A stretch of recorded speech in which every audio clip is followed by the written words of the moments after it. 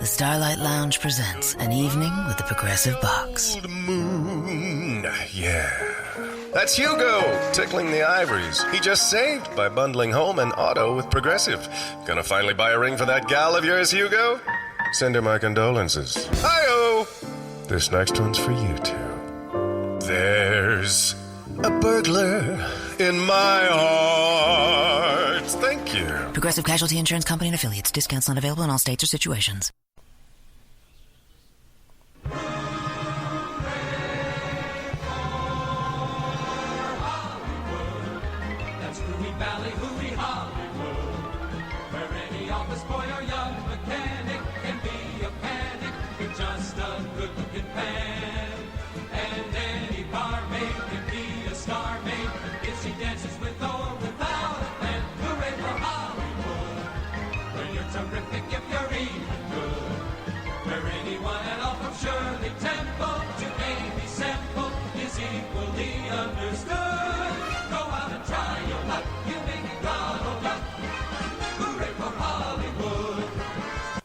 Ladies and gentlemen, boys and girls, children of all ages, you are listening to a Radulich and Broadcasting premiere podcast, Damn You Hollywood.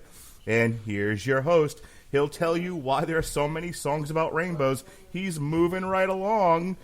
Ladies and gentlemen, it's not easy being Robert Winfree. Yay! I don't know why you went with the Muppets this time around, but okay. You would be surprised that was incredibly fitting, considering you always go for that Kermit style. Yay! That was like the most appropriate I think it's ever been. Well, I was going to try to jam a bunch of Quentin Tarantino titles in there, but I kept coming up with stuff like, he'll let you pet his Reservoir Dogs and read you some of his Pulp Fiction. He's Robert Winfree Unchained. And I'm like, nah, I had the Muppets on the mind, so that's what I ran with. Thank you God. made the right choice. Yeah, that I'm sorry, that's not even a dad level pun. That is beyond painful, okay? You would have heard a gunshot, and then I would have been, like, off the track. Well, all right, take three. We're starting over again. Take over, pal. No. Okay. Well, on the back of at least one good decision that Mark has made this evening. Hello, everyone. This is Damn You Hollywood. I am Robert Winfree. You heard Mark introduce me. You've already heard Alexis Hejna. And we're all here today to talk about Quentin Tarantino's latest movie, Once Upon a Time in Hollywood. Hollywood if she could, baby. Woo! Okay, then. Mark, you were ahead. Don't ruin it. He's not anymore. Okay, never mind. Redacted. All right. I don't even know really where to start with this. How about a plot synopsis? You want to just go into the plot synopsis? No, right, we should talk about our favorite, our most to least favorite Quentin Tarantino movies, then do a plot synopsis. I mean, that's normally on brand for us. That's why I'm surprised that we're sticking to the script. Isn't that the way every review so far of Once Upon a Time in Hollywood has started? People summing up their least and most favorite Tarantino. I think that's like law now. That's okay. what you have to start the review Okay, with. well, no. Then we absolutely cannot do it. We must run contrary to the popular methodology. That's a big part of what we do here. So then I'll tell you what. Hang on. Then I have a way to start this podcast that's going to be like none other that you've heard before. My wife, Melissa Radulich, Esquire, the third, has never seen a Quentin Tarantino movie before. I dragged her, kicking and screaming, Really? to Once Upon a Time in Hollywood, where I had to trick her. I had to tell her, hey, it's about late 60s Hollywood, and Margot Robbie's in it, and she plays Sharon Tate in Fancy Boots. And my wife went, I like late 60s Hollywood. I like Fancy Boots. I'll go see this. It can't possibly be that bad. And she's like, I just don't like that Quentin Tarantino movies end so bloody. And it's just not my thing. And I'm like, it's fine. It's fine. It's a love letter to the 60s era Hollywood. It's not going to be a lot of blood. You'll be fine. You're not wrong in that it's not. It's both a love letter to the 60s Hollywood and is light on blood. Yes. Yeah, until the last scene. Well, I was going to say, this is probably... Look, this was no Kill Bill. This was no Death Proof. This was light on blood, as Quentin Tarantino movies go. Extremely. Let me sum it up this way. At just shy of the 3-hour mark, right before the penultimate scene of the Manson family going to kill the Daltons and such, she elbowed me and said, "I don't know what it is we've been watching. Where is this movie going?" And the person next to her had been on her cell phone the entire time. That's where we are, folks. That was my viewing experience with this movie. Alrighty then. So, your plot synopsis for Once Upon a Time in Hollywood, and I do have to preface this. I said this when we talked about Hateful Eight last year, or 2 years ago, whenever it came out. A mere plot synopsis doesn't really do a Tarantino film proper justice. There's a lot of nuance and a lot of stuff that just kind of gets lost in the... If all you do is read it, you won't understand the appeal or the magic or what makes it work or what makes it not work, as the case may be. So, fair warning, I'm going to tell you, a rough recitation of the events is not as... It just doesn't serve the same purpose. So Will you also I'm going to do it anyway. How many songs there are about rainbows? And what's on the other side? A lot. Okay, say maybe we should just tell it like very straightforward without a lot of the flashbacks or midway cuts or such. I'm gonna kind of do what I can. I would say, unfortunately, by my method, we have to cut out the scene where we talk about Bruce Lee. So, well, I was going to say, like, I was like, I'm not the one that does the plot synopsis for this, but I was trying to figure out, like, it's kind of like doing a plot synopsis for Pulp Fiction. Like, how do you even begin to approach something like that? I read it from the wiki. If you go by the wiki, it's pretty straightforward. And then we can kind of double back and talk about some of the other things that are thrown in there, like the Bruce Lee flashback. Yeah, I get. We can. There's a few scenes that we're going to get into more specifically, but as far as just again, what happens on film, where the movie primarily follows a fading film star by the name of Rick Dalton, played by Leonardo DiCaprio, and his stuntman, played by Brad Pitt. Their relationship is modeled off of a documented relationship between Burt Reynolds and one of his stuntmen, for those who keep track of random crap like that. Dalton's a little bit on the fade. In fact, our first scene with him, he's told by Al Pacino, you've got two options. You can be a punching bag for the up-and-coming generation of network stars, or we can go to Italy and you can make spaghetti westerns. And his response to this news is basically what Marx is slightly more emotional than Marx was to "I have cancer." You gotta love it. Say what you will about Leonardo DiCaprio, whether you love him or hate him, but no one is as much fun when he overacts as Leonardo DiCaprio. That's probably true. I'd really have to think about who might be in contention for that crown, and I don't know who I would throw up there. So he's not sure what to do. He's really depressed about his career being over because, if I might quote him, nobody likes spaghetti westerns. Clint Eastwood fans are mourning. Not just Clint Eastwood fans, a lot of just Western fans in general. Spaghetti westerns are a lot of fun. We also see a few of these events happen concurrently. We see the arrival of Sharon Tate and her husband Roman Polanski, who move in next door to where Dalton is currently living in Los Angeles. And they do stupid Hollywood stuff. I'm not really going to mention them again. There's just a lot of stupid Hollywood stuff that they do that really only makes sense if you're deep into the lore of Los Angeles. And my relationship with the lore of Los Angeles begins and ends basically with the lizard people who live under the city. Which is a long-standing rumor about things. It is a long-standing urban legend about the city. I actually lived in LA for a bit. Didn't encounter lizardmen. I lived in LA also. I was trying to break into screenwriting.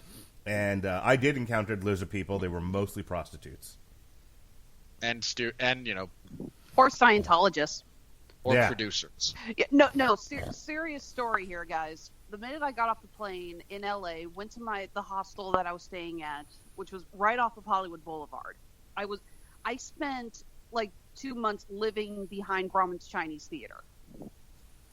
I decided to go for a walk, and the first person I encountered was a Scientologist asking if I wanted to take a personality test. Yeah, those people doing the I personality imagine testing are everywhere. I imagine the second was someone trying to sell you crack.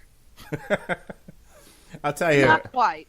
I'll tell you, Man's Chinese Theater has definitely lost. Scientologist, though. I'm guessing this was somewhere in the 90s, 2000s, somewhere in that period. Would have been 2000, either 2001 or 2000. Oh no, it would have been like 2005, I think. Yeah. By that point, I was back in New York. I graduated from college. Yeah, by that point, I was back in New York, but I was there between 98 and 2001. And yeah, Grauman's Chinese Theater had definitely lost its allure. It lost its allure 3 weeks after it opened. All right, move on. So anyway, we follow a little bit of some quasi-misadventures here. Rick Dalton is taking bit parts, like featured villain of the week for various network shows and getting beaten up. His stunt double, Cliff, again played by Brad Pitt, who I now at this point in time, given how he looks, struggled not to call him Robert Redford. Oh my God, I was thinking the same thing. It is freaky. He is having trouble getting work, not just because Rick Dalton is struggling to get work, but he beat up Bruce Lee and has subsequently very nearly been blackballed from, doing all the physical acting. Well, then he killed his wife. Rumor has it. Yeah, supposedly. We never actually see it. They set up a position that makes it look like, yeah, he did it, but they don't actually confirm.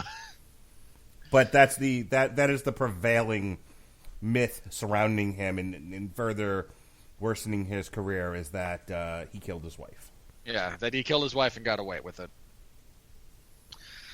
He encounters a few different times a member of the Manson family, hippie, who he eventually winds up giving a ride out to their compound, which is at a ranch that they used to shoot the Western series that primarily made Rick Dalton famous at, and he just wants to make sure the guy who actually owns the place isn't being screwed over. Not as such, and he winds up abusing one of their members because they're hippies and deserve it. Well, and the guy, get flat tire. Yeah, that. I don't care. It was a hippie. If you go to a hippie compound and don't punch a hippie, you have failed at life.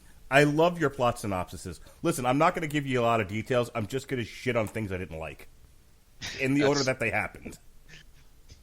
So anyway, he winds up leaving that freaky cult behind. Kind of like, all right, well, that was an experience. As Rick Dalton has finally a good day on set, he doesn't open well. He forgets a couple of lines. He has a very emotional breakdown in his trailer. And frankly, the scene that I related to the most, when he stares himself intently in the mirror and goes, "So help me God, if you don't get this right next time, I'm going to blow your brains out." And they'll just be floating in your pool when they find your body in a week. It should also be noted here that at some point Charles Manson does come up to Sharon Tate's house looking for someone else. They are not there because they are no longer living there. And this will pay off later in the film. Please continue.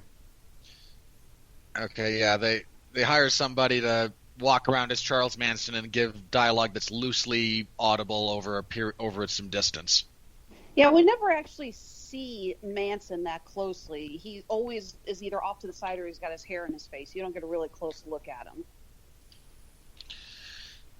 Yeah, he knew who apparently used to live there, a record producer, Terry something or other, and they just moved out, and now he's without whatever that was going to give him. Beneficially, who knows? It's weird. How much do we really, just honest question so this doesn't come up again, how much do the three of us really know about the Manson murders? Next to nothing. Not as much as I used to. I wrote a fairly detailed report at one point for a school project, but it's been many years. I read the Wikipedia pages about them after the movie because I was curious, so... Because there is a lot of parallels, and we'll get to the ending later. But there is some pretty accurate representation. Yeah, of, he of the seemed to Manson have family. he seemed to have gone out of his way to make elements of this as about as realistic as they're going to get, kind of thing. All right, back to the plot synopsis, because I want to talk about this stuff, but I want to get this part of the podcast done with. Yeah. So, Rick Dalton, now feeling slightly better about himself, gets an offer to star in a spaghetti western after around the same time, an episode of, what was it, FBI that he was guest starring on airs. And so he and Cliff spend 6 months in Rome making a few different Italian movies. He gets married, they drive back, but at this point he goes, buddy, I can't afford you anymore. We have to come to a parting of the ways. They decide to have one last let's get drunk together kind of thing. Cliff also smokes a cigarette soaked in acid. This would be LSD, not a form of caustic chemical. Okay, I know we're white, but how white do you think we are? That was for my benefit. Yeah, because really, depending on the depending on the acid you soak it in, if you were to soak a cigarette in various forms of acid, it wouldn't actually dissolve. It would just kind of absorb and dehydrate. So then 99.9% of the human beings who saw this film knew they were talking about LSD. Okay, you're the only one that questioned it there, white boy. All right. Look, I don't know who listens to our show. All right, I find it helps to be a little bit more literal on occasion. Mostly drug addicts. Go on. Oh God. It's nice to know you. It's nice to know you pimp our podcast in your place of business. So he decides to smoke that. Around this time again, the four members of the Manson family, who in actuality committed the Tate murders, which were a very famous mass murder incident in Los Angeles. They are somewhat sidetracked because as they are idling in their terrible hippie car, Rick Dalton, mostly drunk, sees them, and in one of my favorite bits from this movie, looks out, sees them, and goes, "Bunch of goddamn fucking hippies." He goes out, he berates them, he gets them to turn around, but they are off-put by this. So instead of doing what they were told to do, which was to go to the residence now occupied at the moment by Sharon Tate and three of her friends, they decide to go kill Rick Dalton because A, he hassled them, and B, they kind of have a bit of a like some stupid stoner logic. It's a terrible thing. Yeah, something to the effect of on TV there was nothing but murder, and this guy was in a TV show that perpetuated murder, so he's responsible for the violence in the world. Something like that. Yeah, it's something like that. Again, stupid stoner logic. Logically, if you follow like a logic equation, it actually follows. Look, if you follow a stupid logic flow like that, there's a lot worse places it goes to. Okay, yeah, we all took philosophy 101 in college. Move along. So they instead of attacking the Tate residence, wind up attacking the Dalton residence, but they run into Cliff first and foremost, and Cliff, a little bit high, actually initially goes, "Are you guys real?" Just for my own edification. He's able to throw them. He has his dog attack one of them. He beats the crap out of one, then the other, then the others. The dog attacks a few different targets. He violently murders two of them, and it's great. The last one winds up in the pool where Rick has been kind of blissfully listening to music on his 70s era headphones. He gets freaked out by the crazy person with a smashed up face wielding a knife at him, goes to his tool shed to retrieve a flamethrower that he stole from the set of a movie he starred in, and proceeds to barbecue this woman as she's waist deep in his pool. The cops show up, they give their statement. Cliff winds up in the hospital after being stabbed in the hip. And Rick winds up going over to where Polanski is, because his neighbors, in a show of humanity that does not actually exist and has never existed within the city of Los Angeles, cared about what took place next door. Invites them over, and they get so he goes in and has some drinks with them because, an 8.5-month pregnant woman downing margaritas will, I'm sure, have no negative consequences. And they And which is where we wind up rolling credits, just moving now into an alternate version of history where the Manson family murders never took place. All right, that's okay. That's your rough recitation there of the events as they transpire. Where did we really kind of want to start with this? Right, let me jump up here. I'm a huge Quentin Tarantino fan from way back to the Reservoir Dog days. I mean, there's a crossover movie we need. Reservoir Dog Day Afternoon. I've also seen Dog Day Afternoon. Back when movies, back when you had to have an attention span to watch a movie. I mean, like a lot of people, the first time I heard of Quentin Tarantino was Pulp Fiction. I was in college at the time. I was actually a freshman. I was one of the people who saw Pulp Fiction like 100 times in the movie theaters. Like, my friends and I would have nothing to do after work or after class or whatever. Like, let's just go see Pulp Fiction again. So we were the guys back in the 90s, who saw Avengers Endgame 200 times. Yeah, we did that with Pulp Fiction. But because of that, I started developing a real serious interest in film. But I also kind of went through what I could find on Quentin Tarantino, whatever else he was involved with. So I found Reservoir Dogs, watched that, made my friends watch it a million times, started referring to ourselves as Mr. Blonde or Mr. Blue or whatever. Just absolutely fell in love with that movie. Watched True Romance because Quentin Tarantino was at least, like, somehow involved with that picture, at least at one point. Saw the follow-up, Jackie Brown, which we'll be talking about this week on Trial. I'm a huge fan. I've seen every one of his movies. He's, like, one of the few exceptions I make for Damn You Hollywood, where it's like, we're focusing on big budget, summer type. The season no longer matters. Big franchise, big blockbuster type movies. He's like the one exception I'll make where it doesn't matter how much his films make. We'll always talk about him because I just love the guy so much. We talked about The Hateful Eight when that came out, and at the time we had a fairly lengthy discussion over if you either enjoy Quentin Tarantino or you don't. The man has a very distinct style. He's one of the few directors out there that really do test your patience for the golden age of film viewing. And if you're like, and that's why I like going with someone who, like my wife, who her idea of a solid picture is an Adam Sandler comedy and is looking forward to Downton Abbey. So that's what I'm. You just insulted your wife. How? Those are the two things that she enjoys at the movies: Adam Sandler movies and Downton Abbey. She's looking forward to. So I like going with someone like her because I want to, because like when you're like a film person and you watch a Quentin Tarantino film, there's things about his movies that become very, very clear: the editing, the pacing, the tension, which all work very well in this movie. It's all on par with some of his, especially his later works. The violent explosion of violence at the end. A bit redundant.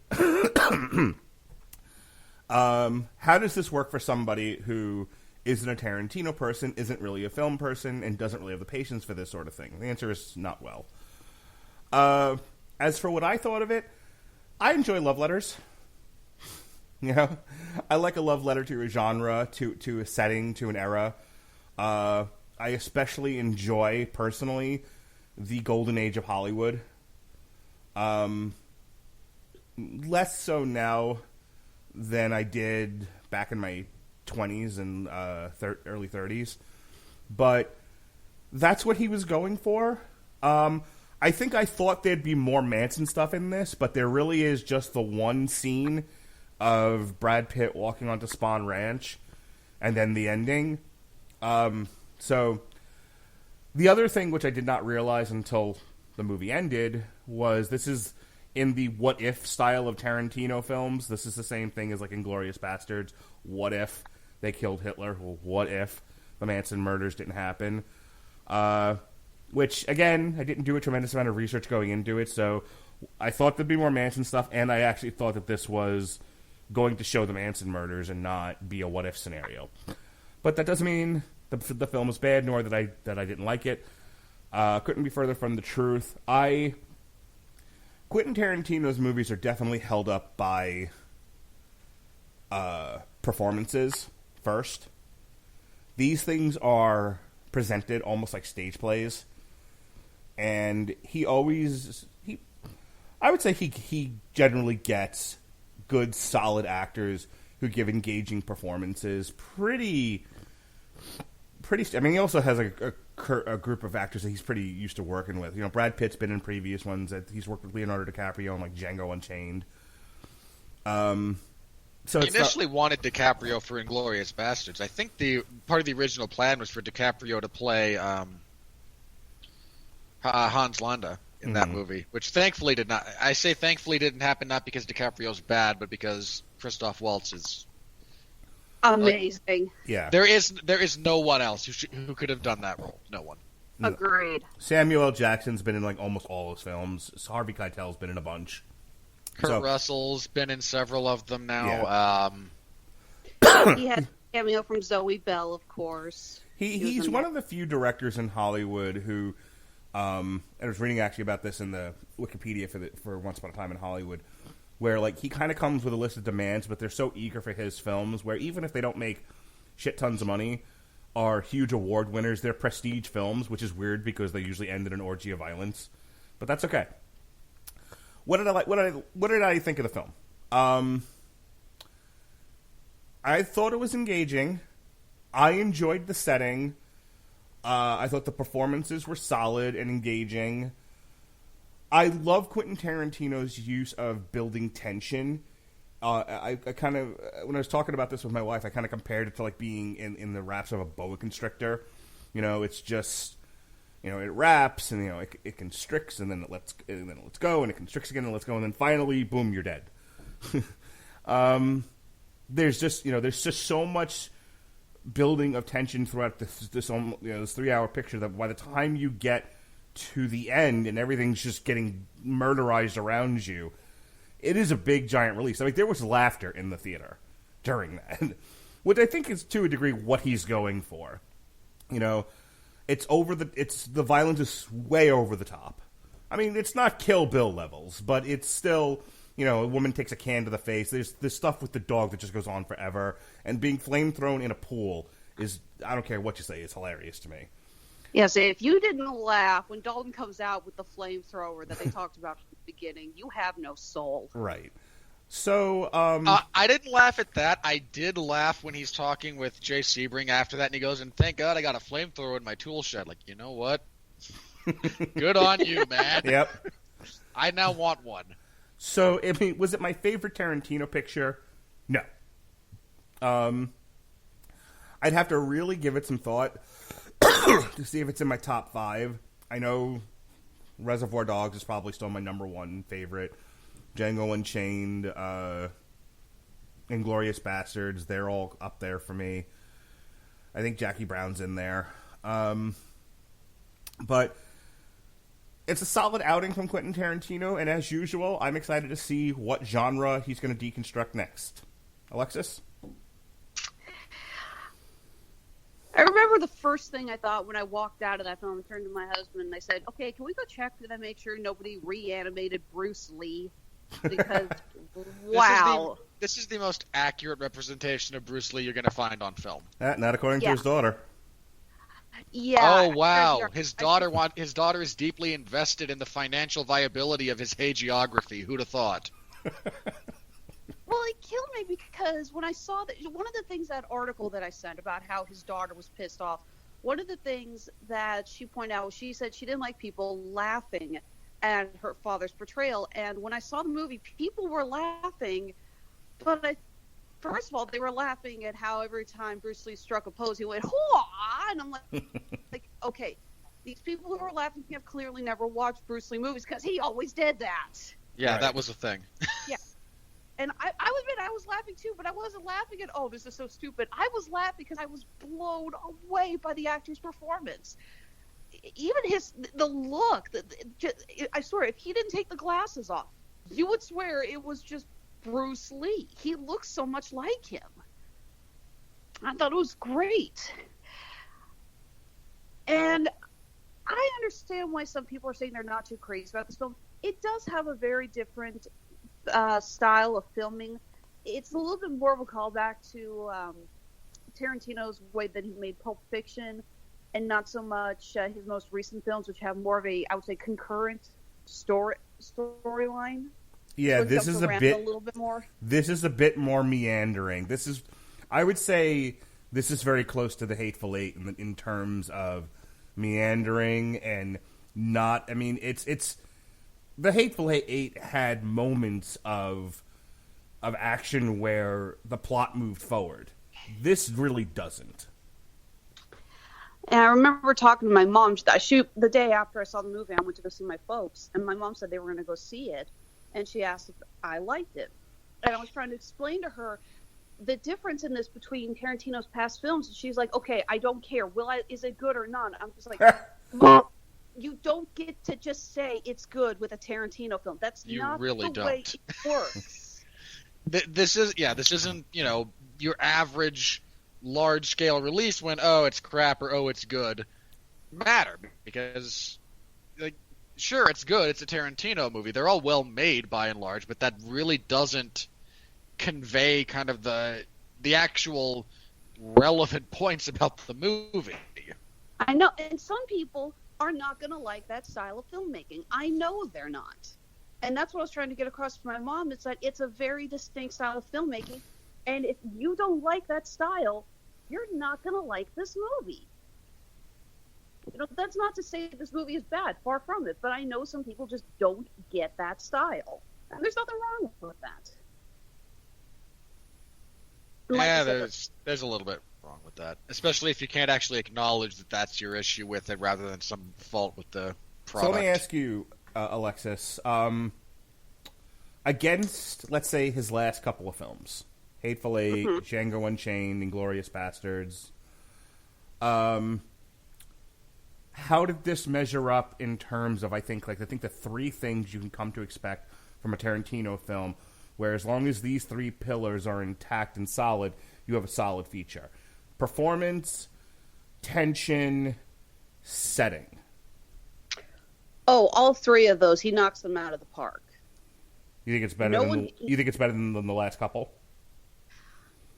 It's hard for me to say because I really did enjoy those last three movies, but what I think I enjoyed more about Django Unchained and Inglourious Bastards was having a core antagonist. Mm-hmm. Again, we talked about Christoph Waltz's Hans Landa in Inglourious Bastards.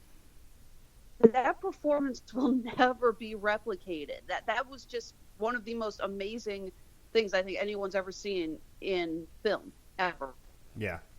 And I know that just sounds like I'm just worshiping the ground Christoph Waltz's feet, but I am still blown away by how awesome his performance is. No, that performance made that guy, because it's that one where all of a sudden he was casted in everything after that.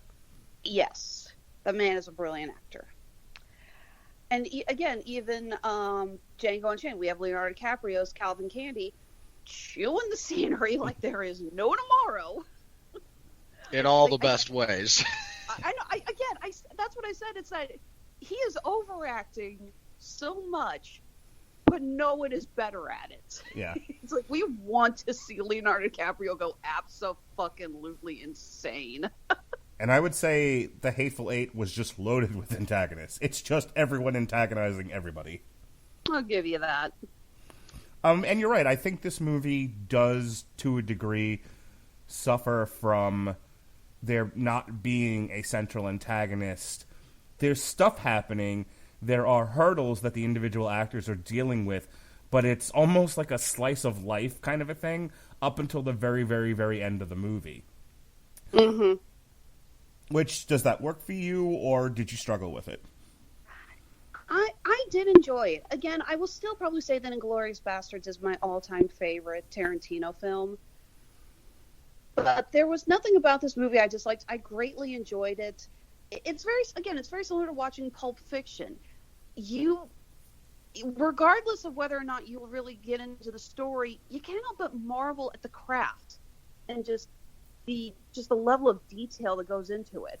I mean, hell, we even get that awesome long take that Tarantino is so famous for, with the scene between Brad Pitt and the actor playing Bruce Lee. Did you guys notice that? Mm-hmm. Because we always know to look for that. And not gonna lie, I freaking died at that little mid-credit scene with the red apple cigarettes. Because I always love, one of the things Tarantino's known for is he's made his own brands because he doesn't want to pay product placement. So Red Apple cigarettes has appeared in almost every film. I could be wrong, but I can't remember if it's Django Unchained or Inglourious Bastards. But someone, puts together a cigarette and they have a bag of tobacco and it's got the Red Apple logo on the bag of tobacco. That would have been Django. Probably. And just a little homage to the fact that, to the Red Apple cigarettes. Again, I died. I thought that was so funny, especially when you get Dalton at the end just spitting up there like, this tobacco tastes like crap. Oh my god, I love that. Do you think this was the right movie for 2019? That might sound like an odd question, but hear me out on this. The top grossing movies this year were comic books and Disney Renaissance remakes, and I think that's about it. That's about it. And yet here, in the midst of all that, I mean, this is... Now, look, there's plenty of indie films that get released still. But we get to talk about. But these are prestige pictures. They're awards bait in many cases. I think, they're also, cheap enough to produce that, they're not really taking a tremendous amount of risk on these. They all make a decent amount of money, for the most part. Because you can't just put out Avengers films. You just can't. But that does bring the question on, in a world where we have the long tail of niche television watching, where the event show is starting to become a dying breed, and we have the event picture, Avengers. Is this the kind? Does this movie, after the first week, find an audience? Because I think Quentin Tarantino's kind of like the WWE. He's a brand in and of himself, and no matter what he does, people will come and see him because he is a successful brand. But after word gets out about this picture, and there's no antagonist, and it goes for 3 hours, and people are sort of befuddled. Like, we're all okay with it, but we're film people. But there are more people like my wife and the gal sitting next to her than there are us. So the question I put to our you... detriment.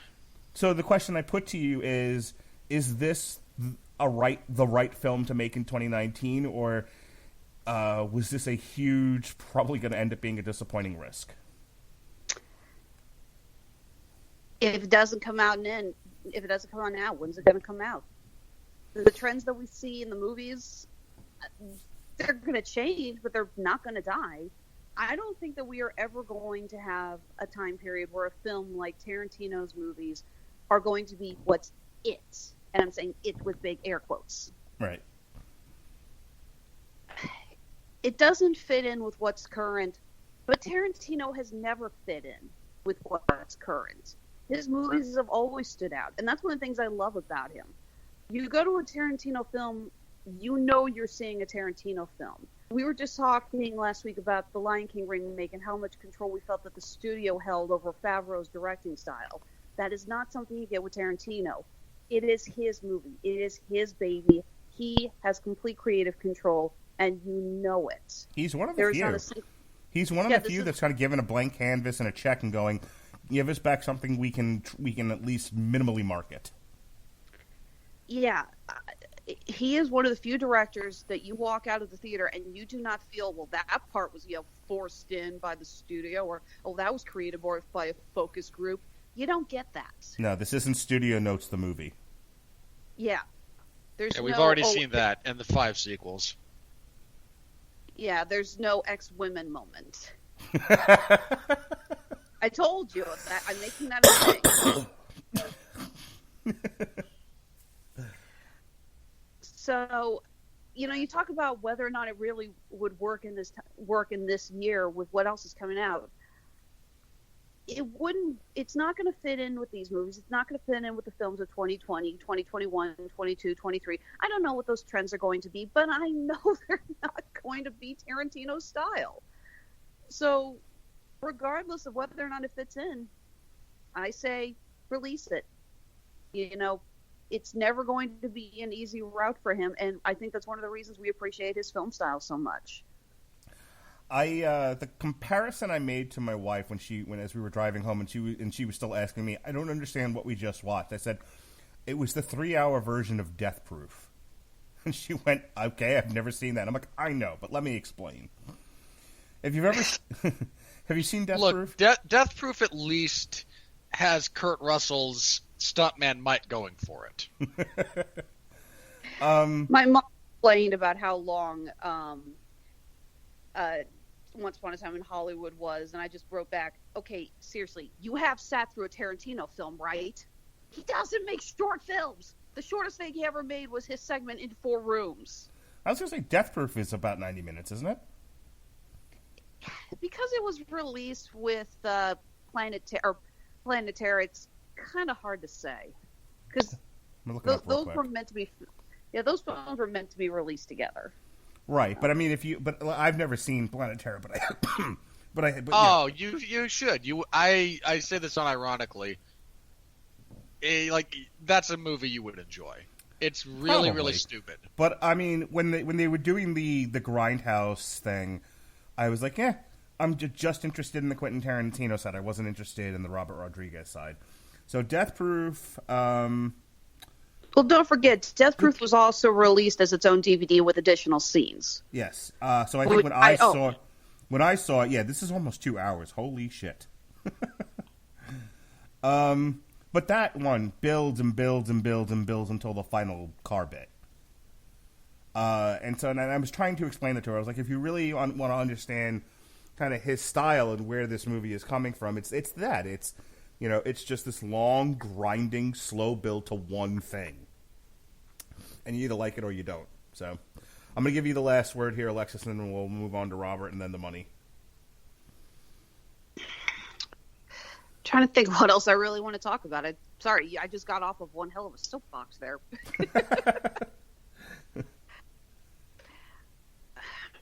Welcome to podcasting. Yeah, no kidding. I really need to have my speeches a little bit more pre-written, like I did with the Screaming Boy podcast on fandom. No preparing. I want truth. I want angst. Mark, you once sent me a genuine essay and said, "Hey, proofread this. I want to know if it works." That was because I was in an argument with Gavin. It was important. And then he didn't show up.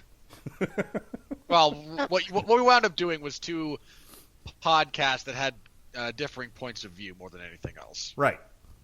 But I had to be Gavin in an argument, so I had to make sure my thoughts were organized. In fairness, I'm not sure you did. I agree with your perspective more than his, but if we're talking about the actual mechanics of debate. All right. Since are you two done? Yeah. So if there's nothing else, anything else? Anything? I did really enjoy the film. I did live out in LA for a little bit, less than a year. I absolutely hated it. Yeah, it sucks. It's a passion. I hated how phony. I mean, it's such a cliche. Terrible city. It's such a cliche to say, "Oh, everyone's so phony out there." No, it's not a cliche. It's the truth. Yeah, everyone's kind of either phony or a lunatic, and I couldn't take it either. Yeah, I lived in a hostel with a bunch of people who were trying to become actors. I was accosted daily by Scientologists and a guy dressed as Zorro who kept hoping that if he flirted with me enough, I'd eventually pay to have a picture taken with him. Again, I was right. I lived right behind Grauman's Chinese Theater, so I couldn't walk to my internship without walking past everyone in costume. Were you trying to get into graphic design out there? Were you trying to get into like CGI, something like that? I was actually working for Acme Filmworks. It was an animation company. Oh, okay. It was right. It was on Sunset Boulevard. I was, like I said, I went out there trying to write movies. I actually did connect with one guy, and I worked on writing 2 movies, but Then, but I was also distracted by professional wrestling, and that is a story for another podcast. Robert? Thanks for that. Because you know nothing I'm going to do is going to top the potential intrigue of, and I mean, I know your history with professional wrestling, but... Well, what I was just trying to say when I was talking about how much I hated is that regardless, I did feel that this was a really great love letter to Hollywood. I did enjoy it. It really just, it showed Hollywood in the last few years that town would be known for its glitz and glamour. Yeah. And I did enjoy that. It also showed the cause of, or a significant portion of the cause of its decline. Friggin' hippies. Ruin everything. Go. All right. I think I'm more on the negative side than both of you when it comes to this movie in particular. What a surprise. I know. Look, I can only break what's expected of me so often, all right? I normally enjoy Tarantino movies. I'm with you, Alexis. I think Inglourious Basterds is my favorite of his bunch. I'd actually argue it's the best from a technical perspective. And it took me. I've been trying to figure out what it is about this movie that doesn't really work for me as well. And the subject there's a matter? couple of some of it, yeah, but Tarantino's movies are more. I think the only really way to enjoy Tarantino's films is to have a deep well of knowledge about the material he's covering. I don't know. I don't. Hang on, let me finish. And again, this is not to say you have to have a doctorate in the politics and reality of World War II to enjoy Inglourious Basterds or anything involved. That's not the case. But I think his movies are more engaging and more involving the more you understand the mechanics and not just the mechanics, but the more you understand the little stuff that he does, because he does it very deliberately. He has very specific radio stations playing in this movie in particular at different points in time. He chooses certain actors to be in certain roles. He chooses certain people to reference specifically, certain ones to have their names changed. He chooses specific locations. It's all done very deliberately because he has, again, so much personal film knowledge about all of these things. And the more you are engaged with it on that level, I think the more engaged you are with the film. So personally, the fact that I do not have a positive attachment to 1960s Hollywood doesn't lend me towards viewing it favorably from the beginning. This also, and this is one of those where I have a specific criticism, but I'm not sure how to remedy it. Like, one of the things we try to do is, here's a problem, here's how you could have made it better, rather than just pissing into the wind. This felt like a very indulgent movie on Tarantino's part. You're not wrong. And again, the thing about that is I'm not sure. He chose the right subject matter, and he chose the right style for that to make it feel like, again, he didn't try to be self-indulgent doing a movie where it doesn't fit. So again, he at least gets credit for that. But this felt like a very, very, again, I'm doing what I want to do. This is, and again, you get a little bit of that with all of his stuff, but... Let me ask you a question. Sure. Do you think the movie would have been better served had he not gone back to the Western well? I don't know.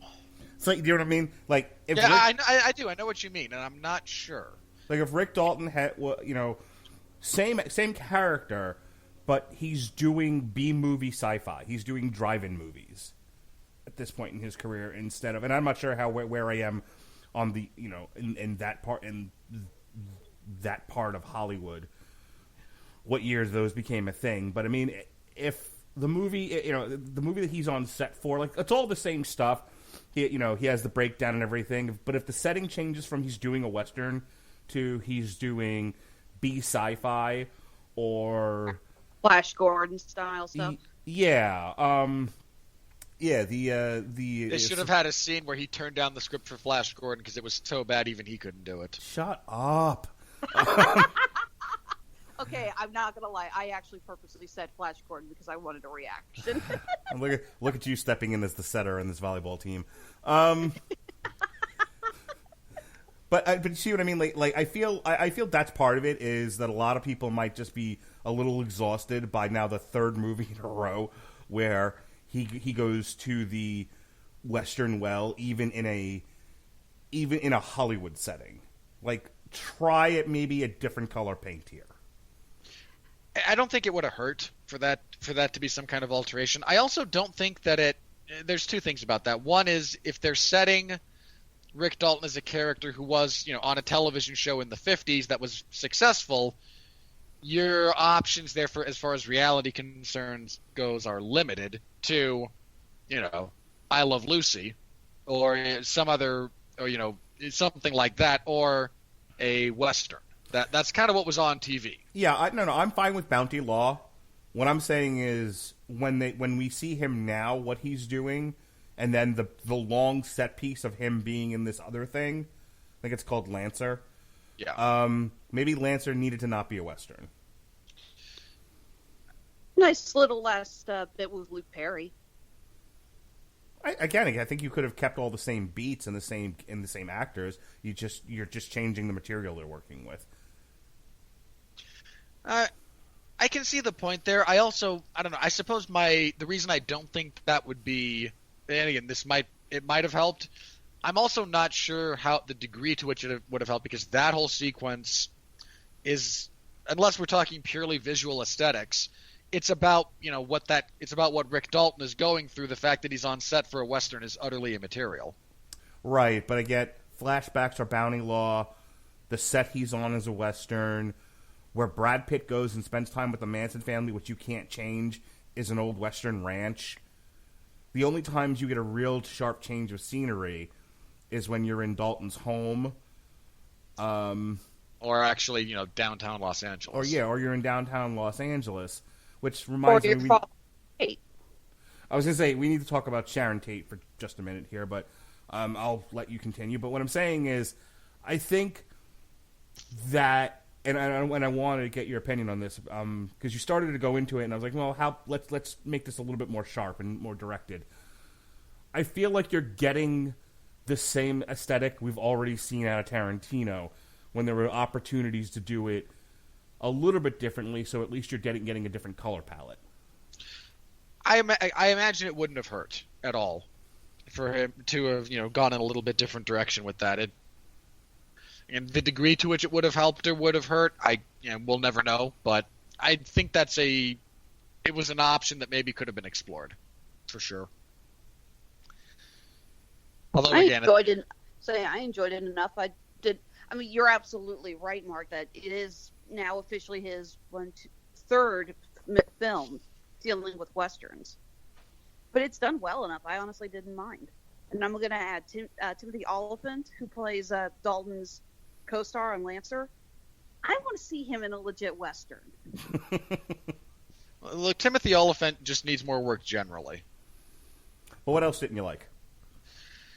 I'm not an impatient person, and when I say that this is a long movie, and this is kind of what kills me about this movie in particular, because I'm sitting here, it's 2 hours and 40 minutes. And as I'm walking out of that movie going, oh boy, that was long. Not bad, but long. Could it have been trimmed? And yes, there are places it could have been trimmed. I'm 90% sure of it. But I also am not entirely sure how you would substantively cut, 30 minutes out of that movie. So let me ask you a question about that point. Does your opinion on the length of the movie change if Dalton, Brad Pitt's character, and Francesca, I think her name is, the Italian wife, they all actually get killed? I don't know. I don't think the climax has any real impact on my feeling about the length of the movie, because again, this is purely about the mechanical length of the movie. I don't think it dragged as far as the narrative goes. I really don't. Mm-hmm. I walked out of that movie and I was very aware, again, not from a, oh God, that took forever perspective, but just, look, I've walked out of movies, and I think this is my favorite comparison. Conan the Barbarian starring Arnold Schwarzenegger is over 2 hours long. Conan the Barbarian starring Jason Momoa is significantly shorter. I know which one of those movies feels longer. The one with Bob Sapp. Yeah. Noseless Bob. Don't worry about it. While he's talking, Google Bob Sapp's tour of losses. Oh God, don't. Is this a wrestling reference? Nope. Sort of. Nope. Sort of. Not No, a wrestler. there are professional wrestling appearances in that list. Don't you dare lie like that. I want her to look it up, though. There's Quentin Tarantino's next project, Bob Sapp's Tour of Defeats. No. Okay, I keep getting mixed information. Is his next project actually going to be the Django meets Zorro, or is it going to be the Star Trek film? The Star Trek film. You know what? I do that. Don't do Django and Zorro. It's just not a very good idea to begin with, and we don't need another Western, be that an actual American-style Western or just the themes and settings that Django and Zorro meeting would bring up. Just do something different, man. So we were talking about your difficulty with the length and it feeling its length, and you're not. And upon reflection, you don't think killing the cast would have changed that for you. I mean, no, I don't think it would have changed. I would have left the theater feeling differently because it's a very different ending to the narrative. But I don't think it would have. I would have walked out of there going, "Oh, that was a nearly 3-hour movie," because it's a nearly 3-hour movie. There's no getting around it. I'm going to ask you a pointed question. I know the answer. I know the answer I gave when I was asked it. But my wife turned to me and she was like, "And what was the point of even having Sharon Tate in this movie?" Misdirection? That's what I told her. Robert? Probably. That would have been my answer is, yeah, misdirection. I mean, part of the problem with that, though, and you mentioned that this movie is trying to build tension throughout the movie. I think there's just enough morons who don't understand what's going on and don't understand the actual history of the events being portrayed here. So when they see Sharon Tate and they see, the guy playing Charles Manson who shows up briefly, they don't actually connect the dots. Like, oh no, the people he sends there violently murdered all 4 of them. Right. That's actually a thing that happened. They're just not really aware of it. Okay. And I think that diminishes the attempt to build tension. And again, I think the misdirect, I think part of it becomes too obvious, in all honesty. And I'm trying to remember the point I'm watching this movie when I realized, because it wasn't right at the end, but just when something about the way it was structured, the events that were happening, I just went, oh, he's going to completely alter that. When he's giving the chronostats of the 2 different outings, so that you're wondering how does this connect and who's going to end up getting murdered. It might have been that. No, that's what. Honestly, I think it was the first time they showed Sharon Tate as being that pregnant. Mm-hmm.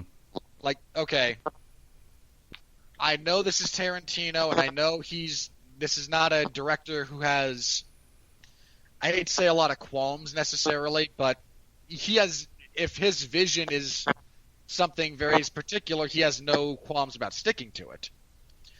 I have a really hard time imagining, even in a Tarantino movie, scheduled for wide release, he's going to kill a pregnant woman.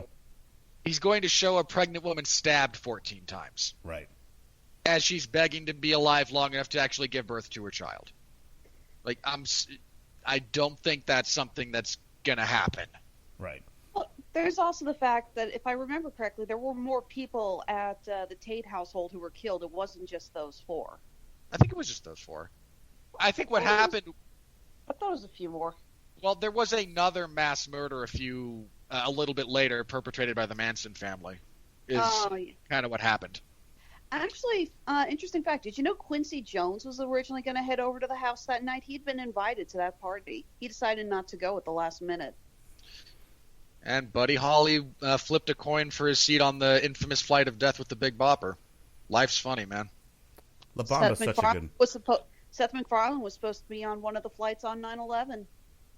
Why would you say that to me? La Bamba's such a good movie. Because I know you and I love you, Robert. Because at that, So La Bamba, right? Great movie? You were screwed, blued, and tattooed, my brother. Yeah, I can't touch that one, so I'm not going to. All right. I can't do it. I just can't. What else didn't you like, Robert? This isn't so much an I didn't like, more of I expected something different than what I got. Okay.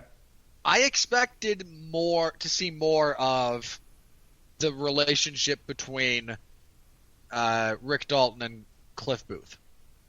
Really? I expected to see more of their again, not a whole lot more, but maybe a couple of other scenes of just them interacting. Because all the things you wanted more of in this movie, you wanted more of those two? My only real interest in seeing this movie after it came out, and I did not go in depth, but I saw a few reviews. I went, okay, at this point, the primary driving force for me seeing this, apart from having to review it, is I want to see those two play off of each other. It's the whole movie, practically. I mean, more with the Manson family? Yeah. More with Sharon Tate? Less with Sharon Tate. More with Sharon Tate, other than her watching herself in the Wrecking Crew? Absolutely. More Rick and Brad Pitt? Yeah. I don't there was actually a complaint by a reporter that they complained that Tarantino was being sexist by not including Sharon Tate more, to which I said, have you seen Tarantino's other films? It's not sexist. Yeah, throw copies of Kill Bill at that person. Yeah, that's not a valid complaint to throw at him in this. Again, I wanted to see those two bounce off of each other more. I thought there was a lot more of them just kind of doing things without each other. Did you not get enough John Cena in the past 10 years as well? Oh, dear God. Look, you even got Alexis to throw up a... No, I haven't watched wrestling in 10 years, all right? 20 years, actually, I should say. I keep forgetting we're 10 years into the Shield era. 10 years... Say, seriously, Mark, I dropped Flash Gordon and Seth MacFarlane, and even I feel that was a step too far. I'm just saying, like, look, you're entitled to your opinion, you're entitled to your critical review of this thing, but Jesus Christ, of all the things I thought you were going to say, you know what this movie lacked? Not enough Cliff and Rick. I don't know, it didn't feel like I got to spend enough time with them. I wanted their relationship to be more fleshed out. That was what I wanted out of this movie. Now, that's not what I got, and I'm not saying it drags the movie down. I'm saying that was my expectation versus my reality. Got it. At least we got the awesomeness of Brad Pitt punching out that dumbass hippie. Oh, that was so great. Apparently that's a real person, according to the Wikipedia page. Yeah. It was. Pretty much everyone that they reference as being a member of that cult, real person. Yep. I think the only main change was the Pussycat was actually Kitty Cat. That was actually her nickname. I assume so. And just if you can change that without changing anything else, of course you're going to. You're Tarantino. Somehow or other, my wife knew, and I didn't even know this, but my wife, the one thing she knew about Quentin Tarantino films is that he likes to show feet. Yeah, there's a lot of... Honestly, again, we talked about this being a very self-indulgent movie. Yeah, same thing. There's absolutely more than is necessary in this movie. So, would you go as far as saying this is a 3 hours Quentin Tarantino jerking off fest? It's pretty close. Maybe that's what you don't like about it. Like instead of making a solid film, we got 3 hours of Quentin Tarantino jerking off onto a camera lens. Yeah, that's kind of what it feels like in some respects. And in fairness, it's still a really good movie. So, I shudder to think what, J.J. Abrams or Michael Bay making this same style of movie in terms of just, this is everything I want in a movie would look like, because it would be awful. No.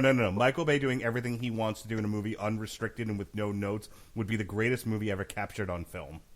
Mark, you don't even believe that. Just stop. I mean, you wouldn't be able to see J.J. Abrams. It would be all like blurred out in flare. It'll all be shaky cam lens flare. Yeah, exactly. It would be utterly unreadable. But and Let me Michael, ask you this on the Michael Bay thing. That horrendous Bud Light product placement in the last Transformers film, not counting Bumblebee, was that the studio or was that Bay? I don't know, but it was amazing. Stop it, Mark. The I truck have that the gets record derailed of with our all the review beer. of that. Actually, no. We both thought the last night sucked, but do we? God, do we really need to go through this again on the Age of Extinction? No. I'm just saying, even that scene in that movie, you and I both went, this is terrible. And I think the scene in question comes from. I actually think the plowing through the beer truck comes from Age of Extinction. Yeah, which was the best movie ever. Stop it.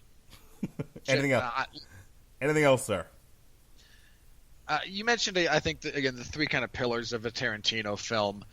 The performances in this are all good to great for anyone given time. It is deeply unfair that Brad Pitt looks like that at his age. I mean, he takes his shirt off while working on that roof to fix the television antenna, and Ooh la la, hotsy totsy. Look, again, I am an incredibly straight human being. I can still appreciate the fact that Brad Pitt might be one of the most genetically perfect people on the world. Ooh, Brad Pitt gives Robert Winfree the vapors. Woo! That is a wild misread of my statement, but okay. I have this picture of you sitting in the theater, and Brad Pitt takes his shirt off, and out came a fan, and you clutching your pearls.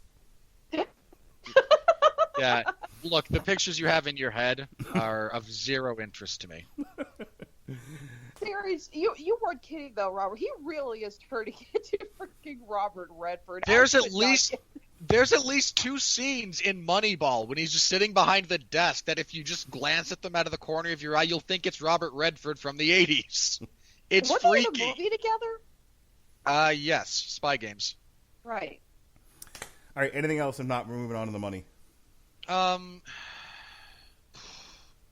I'll see if I think I had something else. Oh yeah, I do remember what this. I think we already touched on this a little bit. I just wanted to echo the sentiment. The lack of kind of a central antagonist is a big problem.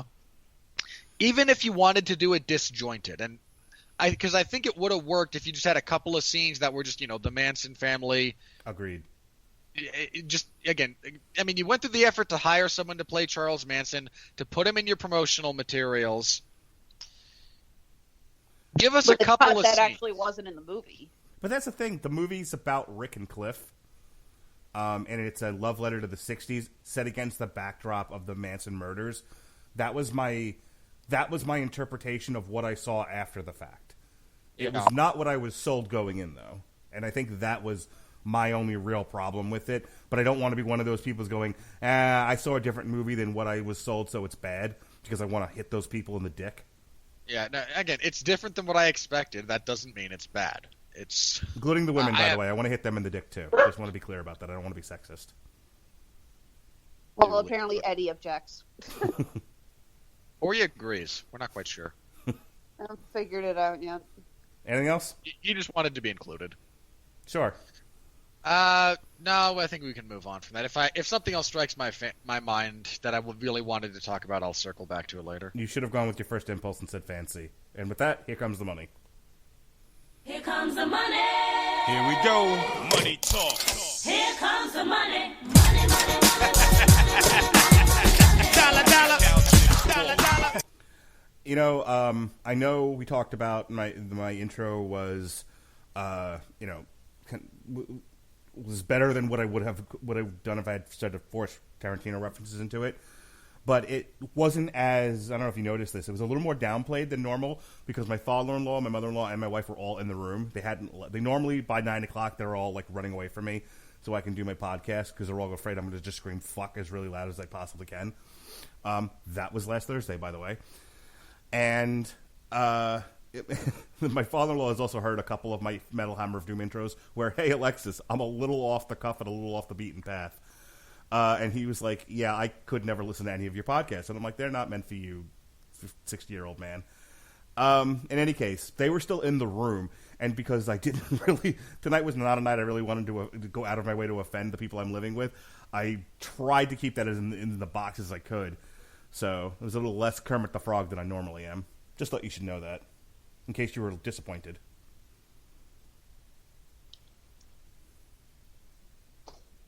Okay. And I think from the silence, you know how we feel. On a budget, on a budget of about $100 million, give or take. As of this recording, it's made about $45 million. It did not win the weekend in its debut. The Lion King remained number one in its second week and has crossed $1 billion. More on that later. It debuted at number 2. Spider-Man fell from 2 to 3. Toy Story 3 to 4. Everyone's favorite summer horror movie, Crawl, 4 to 5. Everyone's favorite Beatles song sung by an Indian, 5 to 6. Aladdin remained at number 7. Stuber fell from 6 to 8. Apparently, though, warrants at least a much higher theater placement than Once Upon a Time in Hollywood here. I was stuck in I got that small theater for my showing of this. There's always at least 2 that are. I had to take my wife to the Cinebistro in order to get her to agree to go to the Tarantino film. So I don't know if you know what a Cinebistro is, Robert, but it's one of those places where they serve you have dinner. referenced it on the show in the past. Have I? Okay. Fancy dinner. That's what they call it. The Farewell went from 12 to 10. Avengers stayed at number 11 for the second week in a row. The Secret Life of Pets, 10 to 12. Midsommar, which you can hear a review of on the Red Letter Media's Half in the Bag, along with their Comic-Con not so much coverage. 9 to 13. Rocketman maintained its spot at number 14. John Wick stayed at number 15. The Art of Self-Defense, 13 to 16. I'm so tempted to see that. Mentor stayed at 17. Men in Black, 16 to 18. Godzilla, King of the Monsters, 26 to 19. Apparently it opened up in more theaters, I guess, somewhere in the world. Finally got past the censors in India. And rounding out the top 20 is Bookshot, that also, again, opened up in a bunch of other theaters, apparently, because it rose from 32 to 20 this past weekend. So that's that.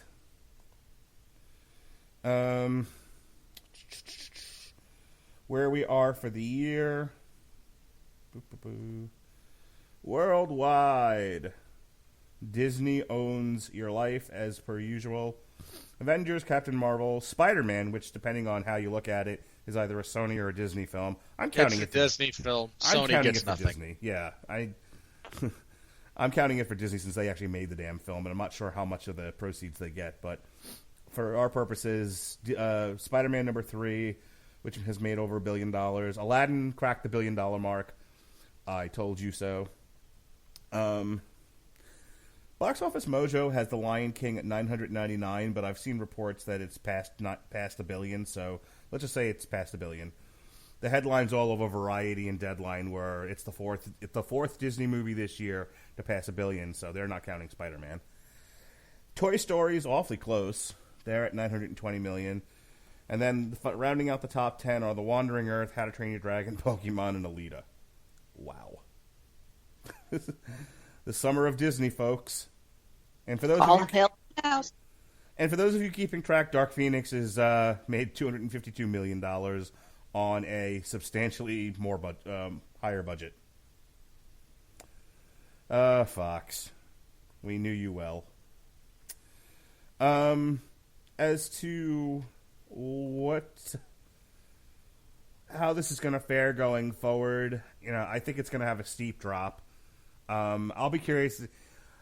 I think by the end of its run, it makes $100 million, but it gets, but it squeaks over $100 million. I don't think it does much more than that. We've got the Hobbs and Shaw coming up, and then a whole bunch of stuff comes out August 9th. The Kitchen, which Jesse and I are going to go see and talk about. Scary Stories to Tell in the Dark, which you guys and Jason Teasley are going to talk about. There's Dora, which my wife's going to take my kids to. and then Brian Banks in The Art of Racing in the Rain. So, Okay, I do have to ask you a very serious question about this when we reconvene. Are you going to be honest about how much the kitchen sucks, or are you going to blow smoke to try and cover? I will do an apt comparison to the book. All right. I just had a thought. We were talking about how this film seems to be more award baity than some of the other movies recently. What awards do you think this film's going to get? Cinematography. Best actor. DiCaprio? Yeah. Okay, I could see. But my wife and I were talking about that. Almost certainly. Something about the production design, the costuming in particular. I will tell you, and my wife and I were talking about this on the ride home, I bet Leonardo DiCaprio gets an Oscar, but it's kind of like the Denzel Washington Oscar, where it's, they said it for this movie, but it's more of a Lifetime Achievement Award.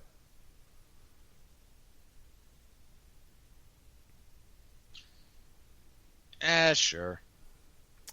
I don't think Brad Pitt gets nominated, and I don't think Margot Which Robbie is a gets shame, nominated. because DiCaprio's more animated, but I think I gravitated a bit more towards Pitt's portrayal, as he was a bit more subdued. Yeah. Did laugh pretty hard at him on the acid. That was kind of when he turns on the light. He's like, "Oh, bad idea, bad idea." That was funny. No. When he gets back in and starts waving his finger around, and the train has left the station. Yeah, like I said, it's a look for a movie fan. It's a great performance, but I think if you're looking for Oscar-worthy performances, they look at DiCaprio and nobody else in this picture. In any case, as far as how well it's going to do, like I said, it squeaks to 100. It squeaks to 100 million. It's got a lot of competition. It's a long tail of competition. Like I don't think there's any one movie that's gonna pull in all the people. But I think between Hobbs and Shaw and then all the movies coming out on the 9th, and then a fair amount of movies people might go see on the 16th, I just think over the course of the month of August, it just dies and people lose interest. And then the Angry Birds movie comes out. Angry Birds? Anyone? Mark, I think you and I both gave negative reviews to the first Angry Birds movie. And maybe Because you you both have brain cells. No. Mark, do not try to walk this back. I will pull up the review and I will make you listen to it. Did we? Plug. Did we review that? Because I don't remember Yes. if we did. Good God, I would not have watched it without you making me. Okay, fair enough. That's the way it's come down to with our movies. It's like, did I see that or not? I would only have seen it if Mark made me. Yes. Well, I know it's one that I took my daughter to. I don't think I took No, I think I took the whole family to that one. That was a family outing. It's a terrible movie. This is how you get excited about movies. You have such great selective memory. All the stuff we review that's terrible, you just kind of, all right, I saw it, I talked about it, now I move on. Right. And you then get to pretend that, oh, wait, that wasn't as bad as I remember it, and I'm sitting here screaming, yes, it was. Yeah, but do you know how many times I've seen it since then? Because my son insisted I buy it for him, and we watch it when I was on 2 on, 2 off. So, like, that's how long ago this movie was. I was on a whole other shift at the time. But, like, he would watch 2 or 3 of the same movies over and over and over again. Yeah, he's a small child. It's what they do. Yeah, and he would make me watch them with him because parenting. And I don't know if this is whetting your appetite for children, Alexis, but let me tell you, there's nothing better than watching the same exact movie over and over and over again with your child. One of them was Angry Birds. Actually, I hate to say it, I've been known to not repeatedly, all like 300 times in one afternoon, but I've been known to watch the same movie repeatedly. Studies have actually shown people with anxiety disorder, like myself, actually like watching the same movies and TV shows over and over again. We go to sleep to Family Guy. I get that. But we used to watch the Angry Birds movie, The Boss Baby, and I think Lego Batman, like on repeat. Wow, that is such a terrible lineup. Your son son is going to be Lego Batman. so damaged. Sorry, I like Lego Batman. My son loved those movies. He also loved Captain Underpants. Actually, credit where credit's due. Captain Underpants was very well done and very creative. I actually there is a charm to that I liked. Yes. Agreed. But I have one of my favorite memories from Lego Batman. Saw that with my aunt. I mentioned this last week. She and I always go to see the animated films together. And when they do that huge lineup of all the villains that have come out, and they include all those random villains from the TV show and the comics and the animated series, my aunt looks at me with this just what the fuckery look on her face, and I turned and I said, yeah, they're all legit villains. Just like I knew exactly what she was thinking. When I think I had the face. same moment with my daughter and my wife where they were both like, is that a joke? And I'm like, nope, Condiment Man's real. Yeah, It's like, nope, Eggman, the guy, oh my god, yeah, they're all legit. Anyway, moving on. So, any other thoughts here about the money there, Mr. Robert? Nothing unexpected here. I kind of agree with you. This is gonna be profitable, I think, but barely. Unless it finds a real dedicated audience that just do not want to see what else is coming out. Well, for it to be profitable, it has to hit $200 million, and I don't think it's going to. If it does, it'll be barely. I mean, again, this is not opened huge, but at the same time, you're not looking at a whole lot that's going to cut into its audience. Again, the larger audience, yes. Because, again, there's much bigger movies coming out, but how much of what's coming out is going to bite into this? Like I said, I feel like the buzz on this and everything, I feel like this is one where a lot of people see it on a streaming media of some sort. Like, I don't think this is... I think anyone that was going to see this in the theater saw it already. There's a real chance for that. So, all right, in that case, let me try to hit the buttons in the right order this time. But I just got to know one thing. Are you ready? No! I said, are you ready? No, God! No, God, please, no! No! No! No! So it's 84% on the tomato meter right now with an audience score of 72%. I think that sums up this movie quite well. That's about right, yeah. I'll give you that. So, speaking of summed up really well, I want you to know, Alexis, that you, my dear, my friend, you say things, and I take care to consider them. You have an impact on me and how I conduct myself. I want you to know that. And here's where I'm going with this. You said, it's becoming cliched, and you said this from fanning yourself with your giant hat and drinking lemonade on a summer's day. You said, you speak of cliched things, and yet this bit has become cliched because you always bring up the same people. And I decided, I'm going to do this entire bit now, and I'm not bringing up a single reviewer we've come across before. How do you like them apples? I don't own a big hat. Yes, but now I've painted a picture, see? Yeah, I know. It's just like of all the things you paint, it's like I don't really wear hats, and the few that I own, none of them are big.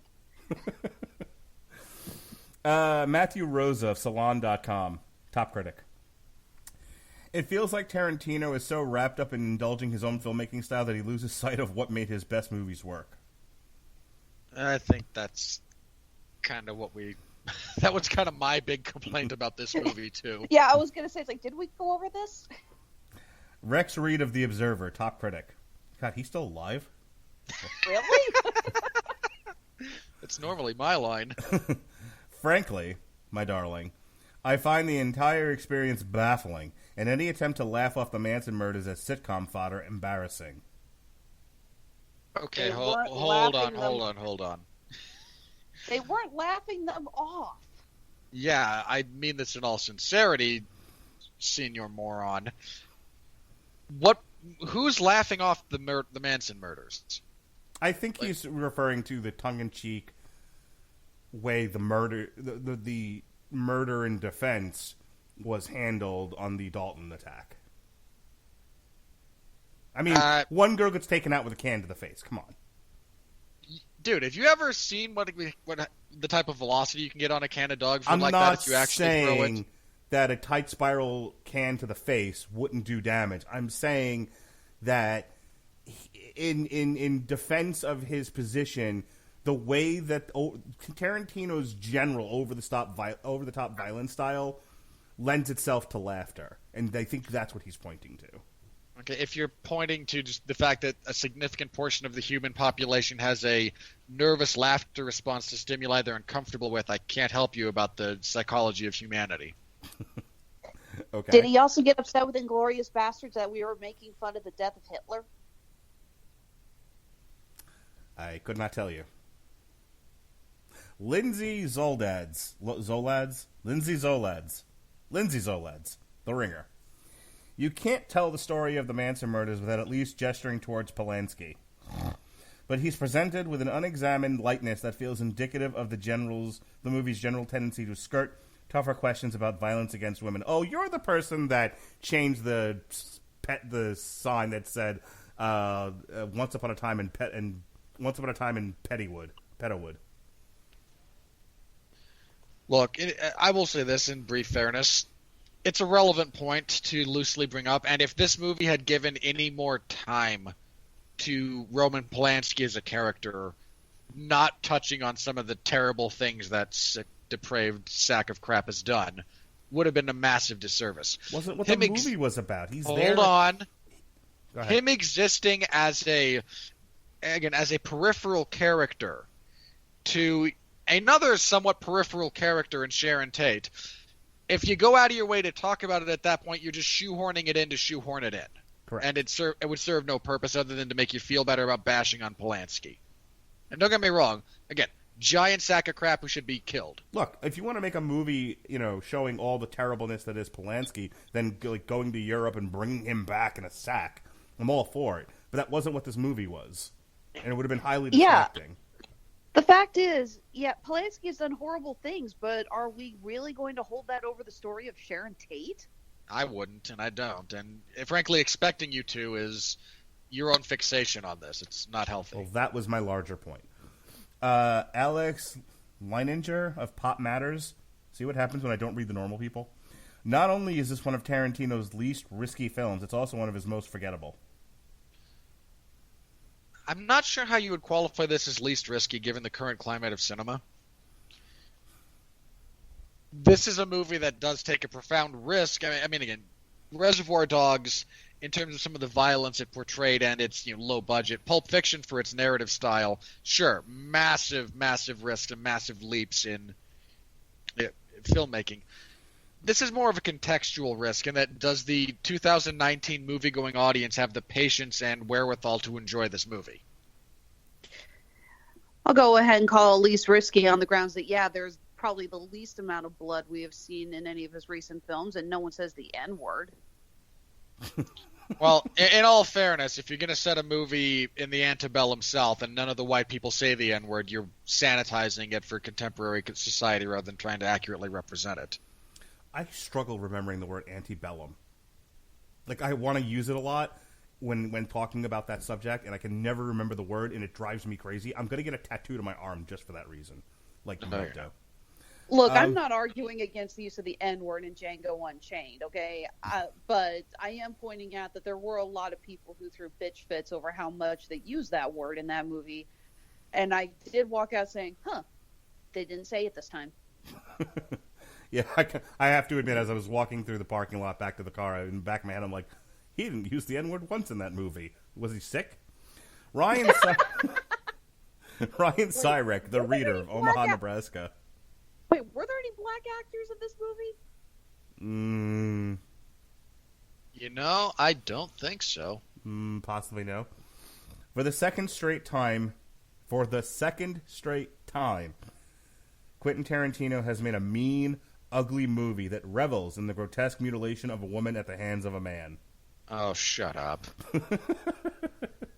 These people are aware that of the four people who went to murder Sharon Tate, 3 of them, including the one who did back out, that part of the movie was accurate, were women, right?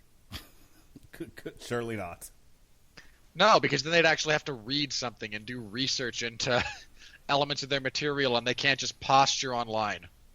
Here's one for you, Robert. Diane Carson of KDHX, St. Louis. Once Upon a Time in Hollywood really is, with apologies to Faulkner, a lot of sound and fury essentially signifying nothing. Wow. I don't get really? what is apologies God, to why, who? You stupid person. No, seriously, what does apologies to Faulkner mean? William Faulkner, I believe, has either a short novel or a short story with that as the title, if memory serves. Faulkner himself is referencing the source of that quote, which you, moron, are apparently too stupid or lazy to look up. If you know enough to know that Faulkner wrote a story called that, you should know that he's referencing a line from Macbeth. Oh, I know how to pick them. Courtney Small of Cinema Axis.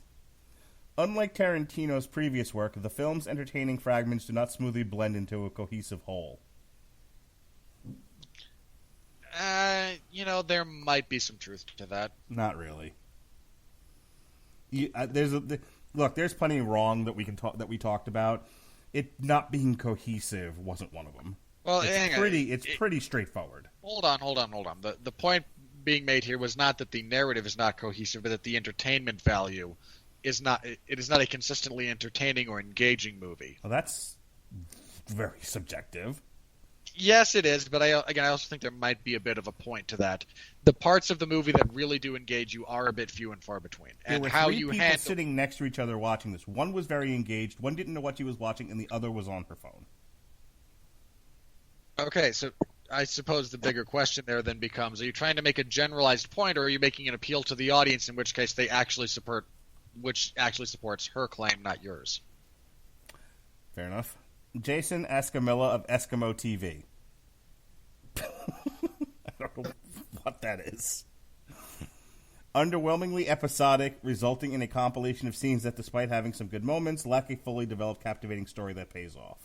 Yeah, see, that I disagree with. You see, the way it was phrased previously lends itself to a more moderate point that I think is at least worth discussing.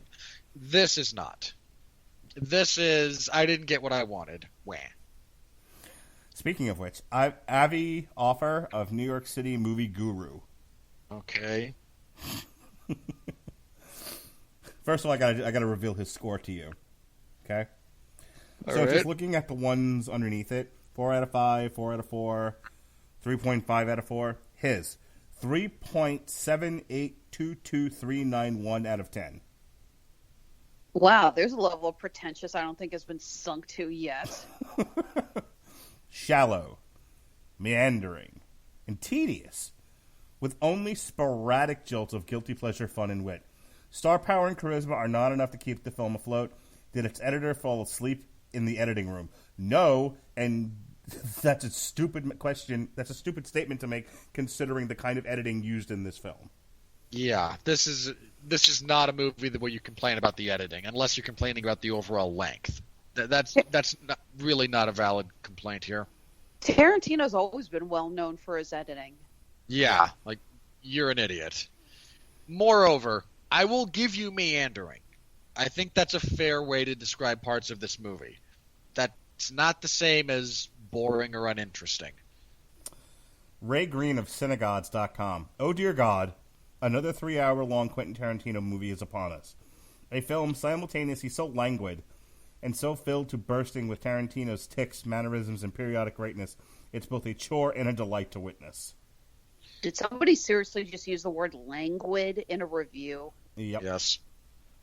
Shame on you for that. Even if your point is somewhat valid, yeah, shame on you for that. I'm not even sure languid is appropriately used in this context. This is not a laconic movie. Let's see here. Actually, a lot of our usual suspects actually really liked the movie. Gave it good reviews. That makes me worried. I hate agreeing with them. Makes me worried that there's something wrong with me. Carla Renata of the Curvy Film Critic. Tarantino provides a love letter to 1969 Hollywood with all its landmarks, gossip, and drama. Pitt and DiCaprio are perfect pairing. As a huge Tarantino fan, the film fails to hold up to the hype. Got nothing but love for his artistry, though. Again, some of that's hype is largely a personal thing. How excited are you for it? What did you expect relative to what you got, etc.? Again, if you want to blame the marketing team for false advertisement, fine, sue them. But that's not on the movie. That's on you and the marketing team. Corey Coleman of Double Toasted. Wow, he might have been while writing this. That is certainly a outlet. It's a polarizing thing. To me, it's a portrayal of everything I've seen from him before this. Everything I've known is a lie. How could you do? You're the same person who destroyed records when the Beatles broke up, aren't you? No one can ever listen to the Beatles again. I have been betrayed. How much of your personal identity is wrapped up in this crap? You do not matter, sir. Ben Socks. Moreover, if anything, this is an extreme magnification of Tarantino's idiosyncrasies, not a betrayal of everything you've come to expect from him as a filmmaker. Ben Socks of Chicago Reader. Though Tarantino mixes fiction and historical fact cleverly and confidently, I'm not sure what he wanted to achieve with this mix this time, and I'm not sure if he knew either. You know, there's a bit of a point there that I think is valid. Again, this meanders a lot, and it does seem, again, this is a very self-indulgent movie that seems to justify its own existence purely by its existence. And whether or not you want to say that that isn't in of itself enough, I suppose comes down to a more of a philosophical question that each of us will answer individually than any sort of objective reality we can discuss about it. So, 2017, 2018, somewhere in there, we had our Trumpiest reviews. Ugh. Yes, those bunch of morons. This might be the year of the Me Too reviews. Grace Randolph, Beyond the Trailer. Really well made, really well acted, bad movie. Tarantino's disrespect for the Manson murder victims is shocking and unexplainable, as are a number of his choices here. Sweet. What do you? How? That's not even. Hang on. I want to hear from Alexis here because she sounds like she's about had it with this. Okay, my dear. Again, did these people flip out at the end of Inglourious Basterds when they changed the ending to they won the war in one night? Are they upset that I don't get it. Are they upset that they let them live? Dude, seriously, that's the thing. Is like they're not showing respect to those who were slaughtered. I'm like, okay, so you wanted them to die in the film, then? Good to know. That's all I'm getting out of this shit. Yeah, apparently they wanted an alternate universe movie where Manson is strung up by a bunch of women and torn asunder in the streets of Los Angeles. Right on Sunset Boulevard. I'm sorry, I just don't get this whole you're not showing respect to the victims thing when he wrote the movie so the victims live. And it's not like he showed them as deplorable, terrible people either. These aren't bumbling buffoons. They're just people, and yeah, I really don't. I'm with you. I don't get where these people get that the victims of this crime are being disrespected. God damn it, both of you! Sharon Tate had no right to have an ego so large that she sat in a theater and watched herself in The Wrecking Crew. How dare you? How dare you? How disrespectful! I did send the article that said that Sharon Tate's sister actually praised how Tarantino and Margot Robbie portrayed her sister, right? Yeah. Yeah, it's like we talk about Bruce Lee's daughter being furious. Sharon Tate's family loved this movie. Good. Maybe we should send it to that reviewer. And this one. Ruben Safaya of Cinemalog. Does this genuinely sweet moment lead to Tate's vengeance against her would-be killers? As if there aren't enough male buddy movies, women's agency be damned. I'm sorry, what? Yeah, I think I just popped a brain cell. Huh? One more time? No, do not reread that. Don't reread it on the I'm sorry. grounds Did you want the 8.5-month pregnant Sharon Tate to strap on an M16 and go seek vengeance out in the desert? I genuinely would have enjoyed that. I know you would have. You enjoyed Mark Wahlberg finding a football in the middle of Hong Kong and pegging someone in the head with it. You have terrible taste. We've established this. I think Sharon Tate. Go ahead. I just don't get. I do not get that review. And not as it like I don't understand where you can come from. It's like no, that is a math equation that doesn't work out in my head. I don't get it. 2 + 2 does not equal shoes. Okay, it's fine. Rosalie Kicks of Movie John. I don't know what a Movie John is. Well, Mark, you see, there's a slang term you call straight-laced for when a man who will find a prostitute. I believe they're referred to as not a John. John. Jawn. Oh. I don't know what that is. Your accent completely stumbled all over the W there. Yeah, between the accent and the sinus infection, I'm not doing well here. I apologize then. I don't know what that is either. I'm going to look that up. Hang on. Movie John. MOVIEJAWN, one word. Okay, it is a very specific bit of dialect from eastern Pennsylvania. Terrific. Referring to a person, place, or event that one need not or cannot give specific name to. So it's a very generalized kind of term. And again, that is a very localized dialect. So now at least we know where this place is centered. Quentin Tarantino has no doubt earned the luxury to direct like a wild man. This bloated mess of a flick proves he needs to be tamed. R.I.P. Sally Menke? I don't know what that's in reference to. Wasn't Sally Menke his former editor who passed on? Probably. Yeah, it's probably what he's referring to. All right, we're going to end this with apologies to Alexis Hejna, who said, "God damn it, stop being a cliched hack." And I said, "But I'm Mock. Have we met?" I didn't call you a cliche hack.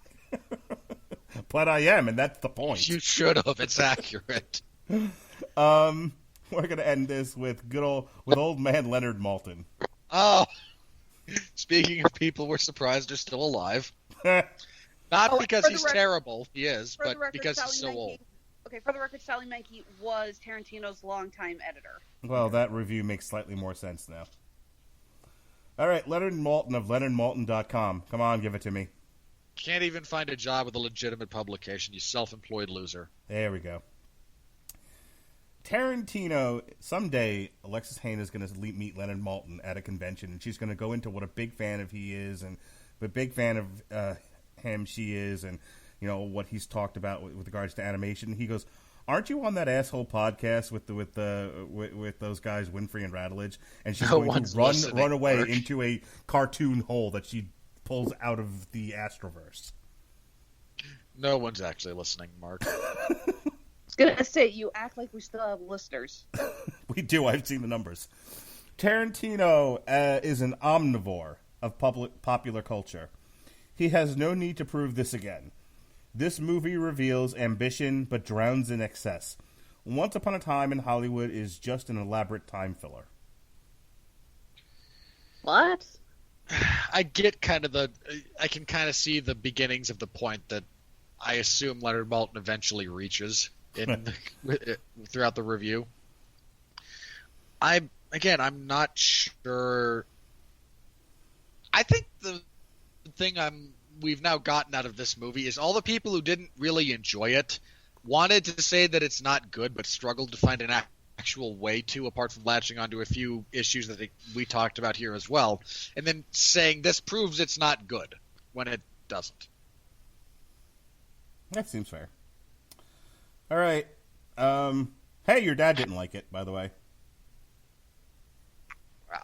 Oh yeah, your bit. Sorry, I forget. I occasionally had to go with, wait a minute, I don't think my dad has seen this yet. He's currently driving to Ohio. No, your dad, Roger Moore of Movie Nation. He thinks it's an indulgent mess, even by Tarantino standards. Yeah, he's not. Again, he's not entirely wrong. This is an unbelievably self-indulgent movie from Tarantino. But if you like Tarantino style enough, you don't mind.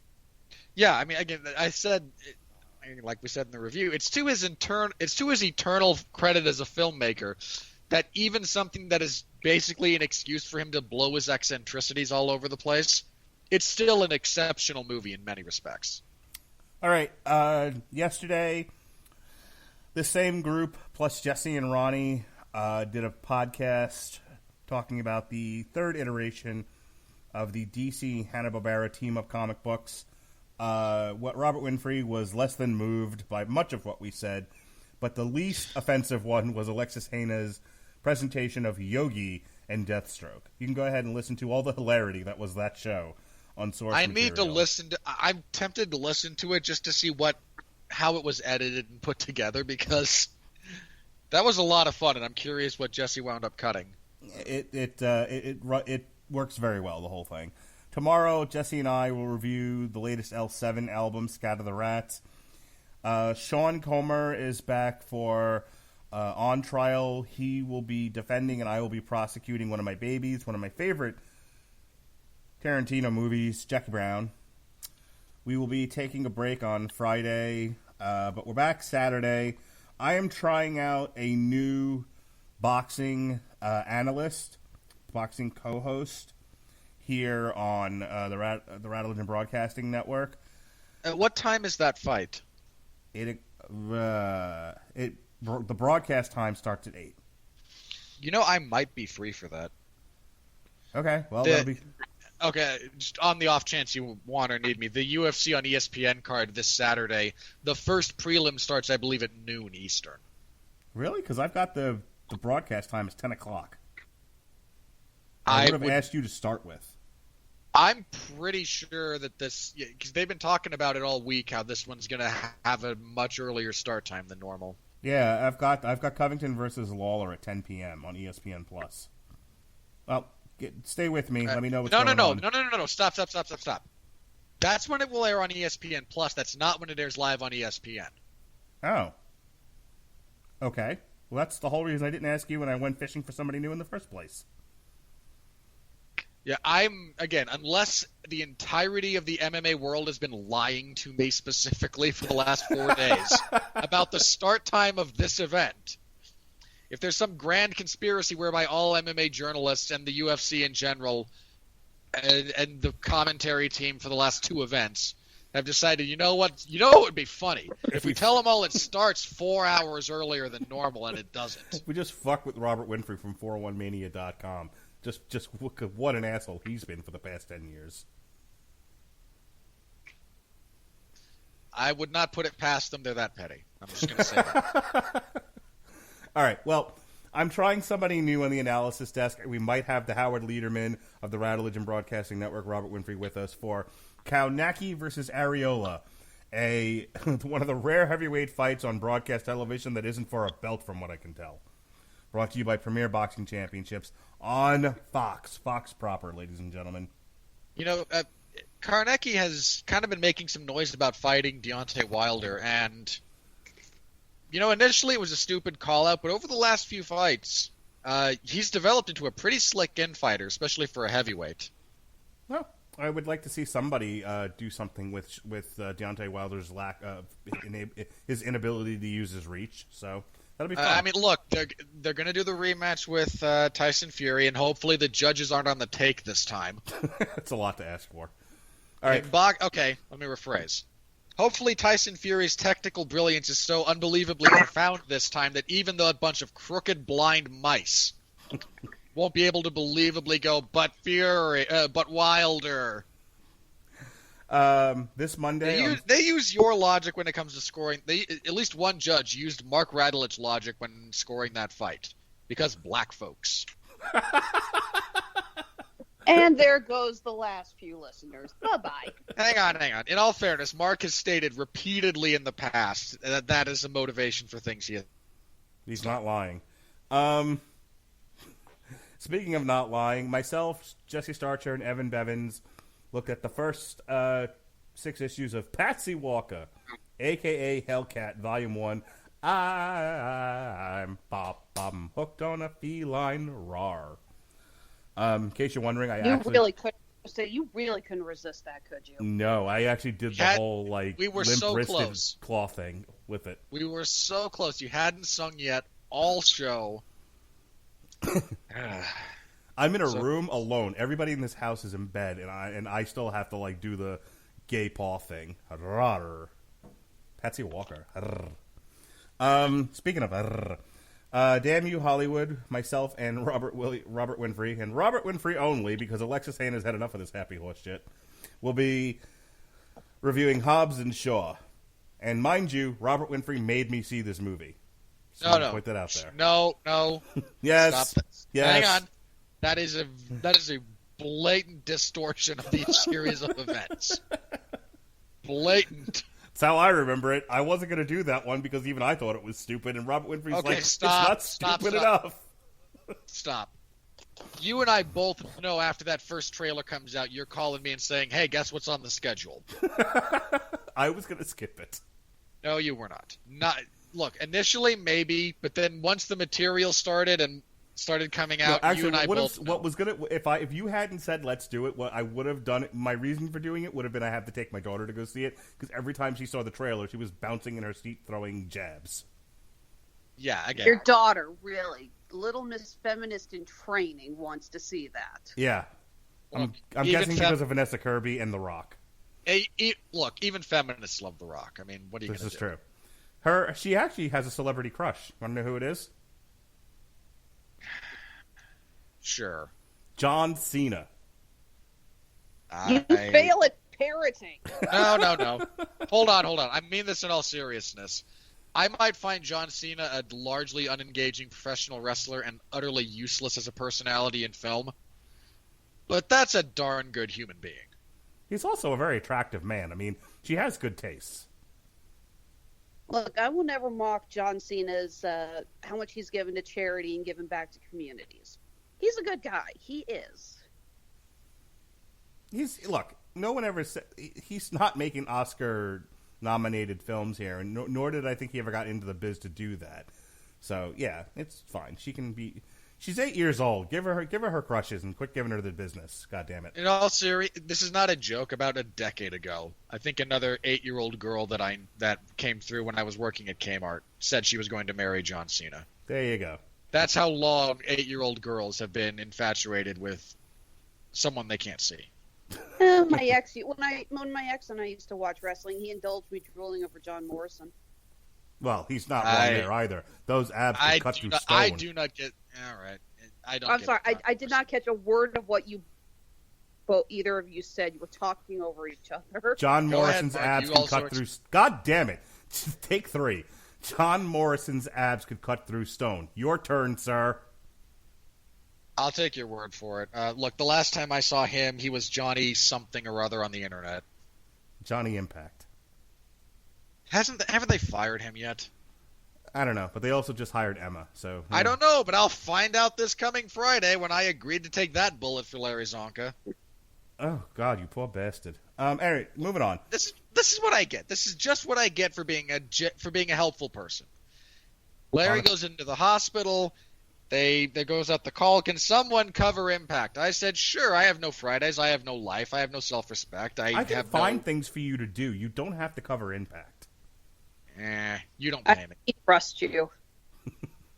So August 7th is the last... Yeah, but again, what you might have me do on a Friday night might be more painful than reviewing Impact, and you don't pay me. August 7th is the last day of my 30-day doctor house arrest / probation. Are you going to go run pantsless through the streets? I will be celebrating said end of my doctor-imposed house arrest at my in-laws by reviewing the new Volbeat on Metal Hammer of Doom. Rewind, Boy, are you replay, just going to paint the town red? Yeah. The last Volbeat got a lot of listens, and it was mostly me and Jesse swearing to murder everybody in Volbeat because that album is so bad. Ugh. But we're going to take a second crack at it by Gadfree. Speaking of by Gadfree, August 8th, myself and Sean Coma will review the last season of Orange is the New Black, which gave me a headache because I stayed up all night watching it and cried almost every single episode. What a tearjerker. Ugh. I will never understand your emotional attachment to that show. Do you watch Ring of Honor at all? Yeah, not in several years. Ugh. Anyway.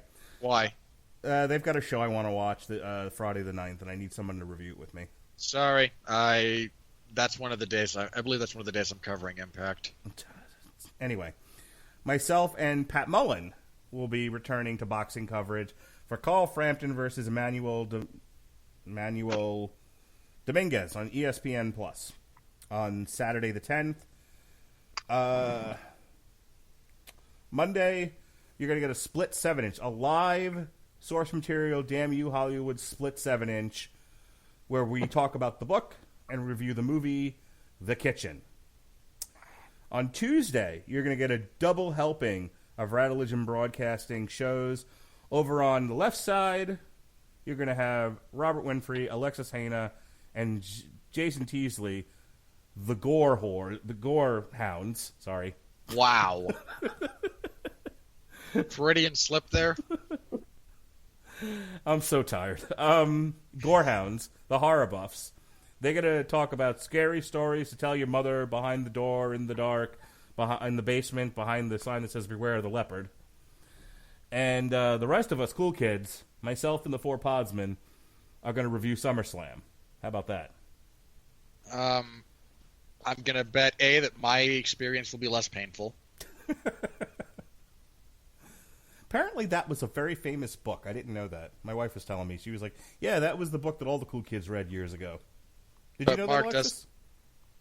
Which book? Scary Stories to Tell in the Dark. Considering how many people on Facebook have been bragging about how much they loved reading that when they were kids, yeah. Did you read it? Actually, no, I didn't. I think I've mentioned this before. I did not really get into horror until I got older. I didn't like a lot of scary things as a kid. I just didn't acclimate well to them. And I've often said that I'm not ashamed of that. A lot of people, very few people, I think, really get into horror when they're kids. We all get into if you get into scary stuff, we all get into it in different parts in our lives. So fair enough. Speaking of scary stuff, myself and Jason Teasley and one of the 4 Podsmen, Mr. TMC, we're going to review the new Slipknot album, We Are Not Your Kind. And then Sean Comer, back for a 3rd week in a row. We will be doing a TV party for Glow Season 3. And boy, oh boy, Jesse and I will be contributing to the Superblog team-up by doing a watch-along for a movie that, from what I've been told, has been claimed by the female gender as their sci-fi. It's your sci-fi, Alexis. I don't know if you know that or not. That's what I was told. You know what that movie is? Do you know what sci-fi movie belongs to you? Which one? Jupiter Ascending. Oh, for fuck's sake! Look, you can have it. I'm sorry. I don't care that both the Wachowskis are women now. That movie sucked. Yeah, it does. Jesse and I are going to watch it for the Superblog team-up where the theme is immortality. I'm not even sure that really fits the theme, but if you just want to torture yourselves... Well, it does. I read the plot synopsis. Enjoy the moment where they apparently try to homage Terry Gilliam, even having him have a brief cameo, and they miss the point. Terrific. Can't wait. That's basically the story of their entire filmmaking career, is missing the point. Speaking of missing the point, Robert Winfree is going to attempt to do analysis and a written review, write-up, coverage of live blogging. UFC 241, Cormier versus Miocic 2. Hopefully this will not be a disastrous mess. It'll be a disastrous mess. Terrific. Look, our listeners know what they're getting. August. I thought we scared them all off. Nope, they haven't. They haven't all gone away. I've seen the numbers. If there's still people watching Uwe Boll movies, there's still people listening to our podcasts. Speaking of Uwe Boll, we've got Saga. Is Uwe Boll still even making movies? I don't know. We've got Saga of the Swamp Thing by Alan Moore, Book 1. On August 19th, we've got the Swamp Thing TV show from DC Universe. On the 20th, Thy Art is Moira. It's Moira, Jesse Starcher. Human Target review on the Metal Hammer of Doom on the 21st. And then Sean, in a fourth week in a row, it's all Sean all the time on Thursdays in August. We've got an on trial for Swamp Thing from 1982. And then just penciled in, myself, Jesse Starcher, and Al Sedano will be doing a TV party for Good Omens. Who's Al Sedano? Oh, you don't know Al Sedano? You don't know Al Sedano? Well, I'll tell you about him on the Screaming Boy podcast, August 25th, where you, myself, and the good son, Ronnie Adams, will be discussing D23. And finally, we wrap up.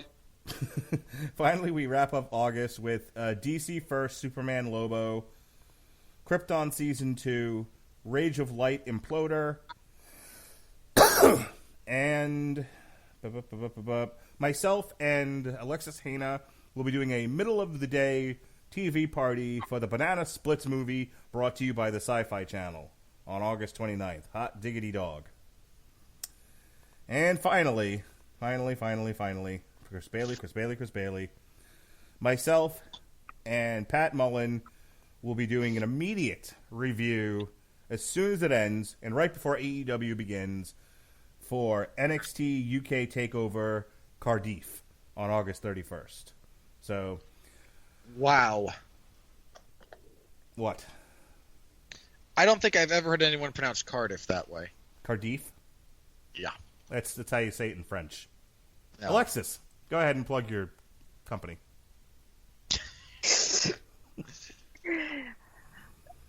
Sorry, I just love how you guys start saying stupid shit like that, and all of a sudden you cut to me. I'm like, I'm sorry, I need a moment to reattach my brain.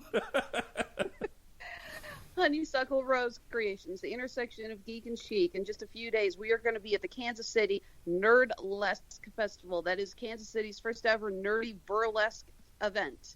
We're going to be setting up shop there Thursday, Friday, and Saturday. Really excited that we have a brand new product we're debuting. Our new ribbon chokers with Scrabble tile pendants. This is something I've been, fairly interested in doing, and this is an opportunity to really just see how they do, and I'm really excited about it. We will be posting pictures of the event throughout the night, so you can find us on Facebook, Instagram, and Under Protest Twitter.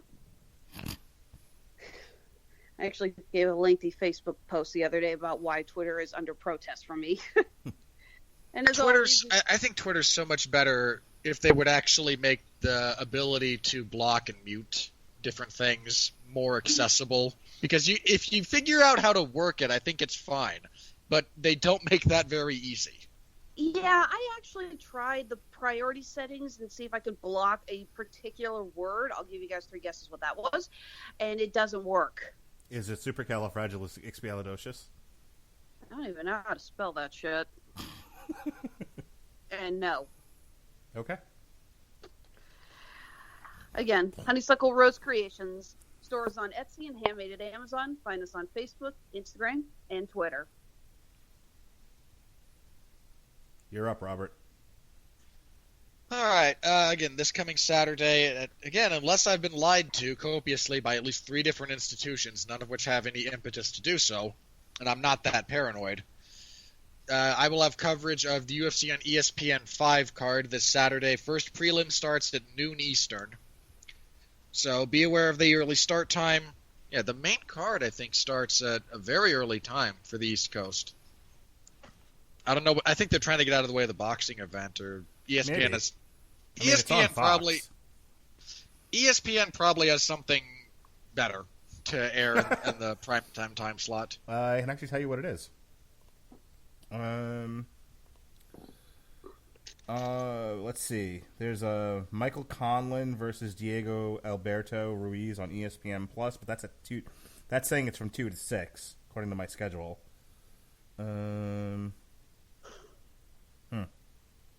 Keep going. I don't know. I'll figure it out later when the time comes around. So you can find me covering that in the MMA Zone of 411 Mania if you're interested in the sport. Stop by, say hello, throw an insult my way. I don't care. In all seriousness, there's a pretty good group of people that, kind of hang out in the comments section for most of these. If you want to engage, by all means do so. If you don't. You find me in the comments on occasion. People, if there's huge downtime between fights, I will go in there and try to be somewhat helpful to the extent that I can be. So check that out. Again, next Tuesday is our review of Hobbs and Shaw, where I try not to kill myself in a public theater. Just remember, you requested this. Again, I really do have to say this. I'm not saying I brought this on myself. I'm just saying I got ahead of the curve. You were going to do this anyway. I just knew it was coming before you did while you were still in denial. Okay. You begged me. That's my Radulich. I did not beg you. Anyway, thank you to everyone who's been listening to our shows here. I occasionally look up the statistics for our shows, and you know what? We're not doing great, but we're doing okay. So thank you to everyone who listened to our review of The Lion King from last week. If you would like to listen to that, if you have not heard it yet, go back, give it a listen. We have some fun with that. Yes, Spoiler alert. We all thought it sucked. Remember to check us out on Podcoin, Podcoin. Don't use your regular podcast app. No one's paying you to listen to podcasts then. If you have suffered through this one, why not get paid for your efforts? Podcoin, everybody. We're there. Your favorite podcasts are there. We're all there. Let's all embrace being paid for our efforts. Podcoin. Podcoin. You can subscribe to us there and get all the latest Radulich and broadcasting shows. Yeah, you can also find me, they mentioned it earlier, judging the 4 different volumes from the DC Hanna-Barbera Volume 3 set collection. I got to have fun pointing out how stupid so much of it was. We all had a good time with that show. You can also find everyone here and a few other people doing the reactions to the Comic-Con trailers from a few weeks ago. I was in a guest spot on the Metal Hammer of Doom previous week for Sabaton the Great War. So if you're into the Metal Hammer of Doom, you can hear me there dropping a bit of military history knowledge on Mark and Jesse while they complain that, I exist. I'm kidding. That's not what they're complaining about. Mark on occasion, but not Jesse. Jesse's a happy person. And yeah, next week we'll be back here to review Hobbs and Shaw. And if you're also interested in MMA, you can find the 411 Ground and Pound MMA podcast Sundays over on the 411 Podcasting Network. Currently not on Podcoin. I don't know that for sure, but if you say so, I will take your word for it. I keep looking. You're not there. Fine. Find us other places you get podcasts. Be that Transistor, YouTube, Apple Music, since they're not iTunes anymore, Google Play, however you come to us. I don't care that much. I care that you consume the content. The specifics of how you get there are your own personal journey, and I both applaud you for it and really don't care that much. Any more than anyone else cares how I find their stuff. There's not enough apathy in the world. There really isn't. All right, everybody, after that wonderful outro. You keep going to me last. Thank you for checking out our review of Once Upon a Time in Hollywood. For Alexis Hejna from Honeysuckle Rose Creations and Robert Winfree from the deepest, darkest recesses of your mind. For Mark Radulich, who struggles with the English language, be well, be safe, and behave.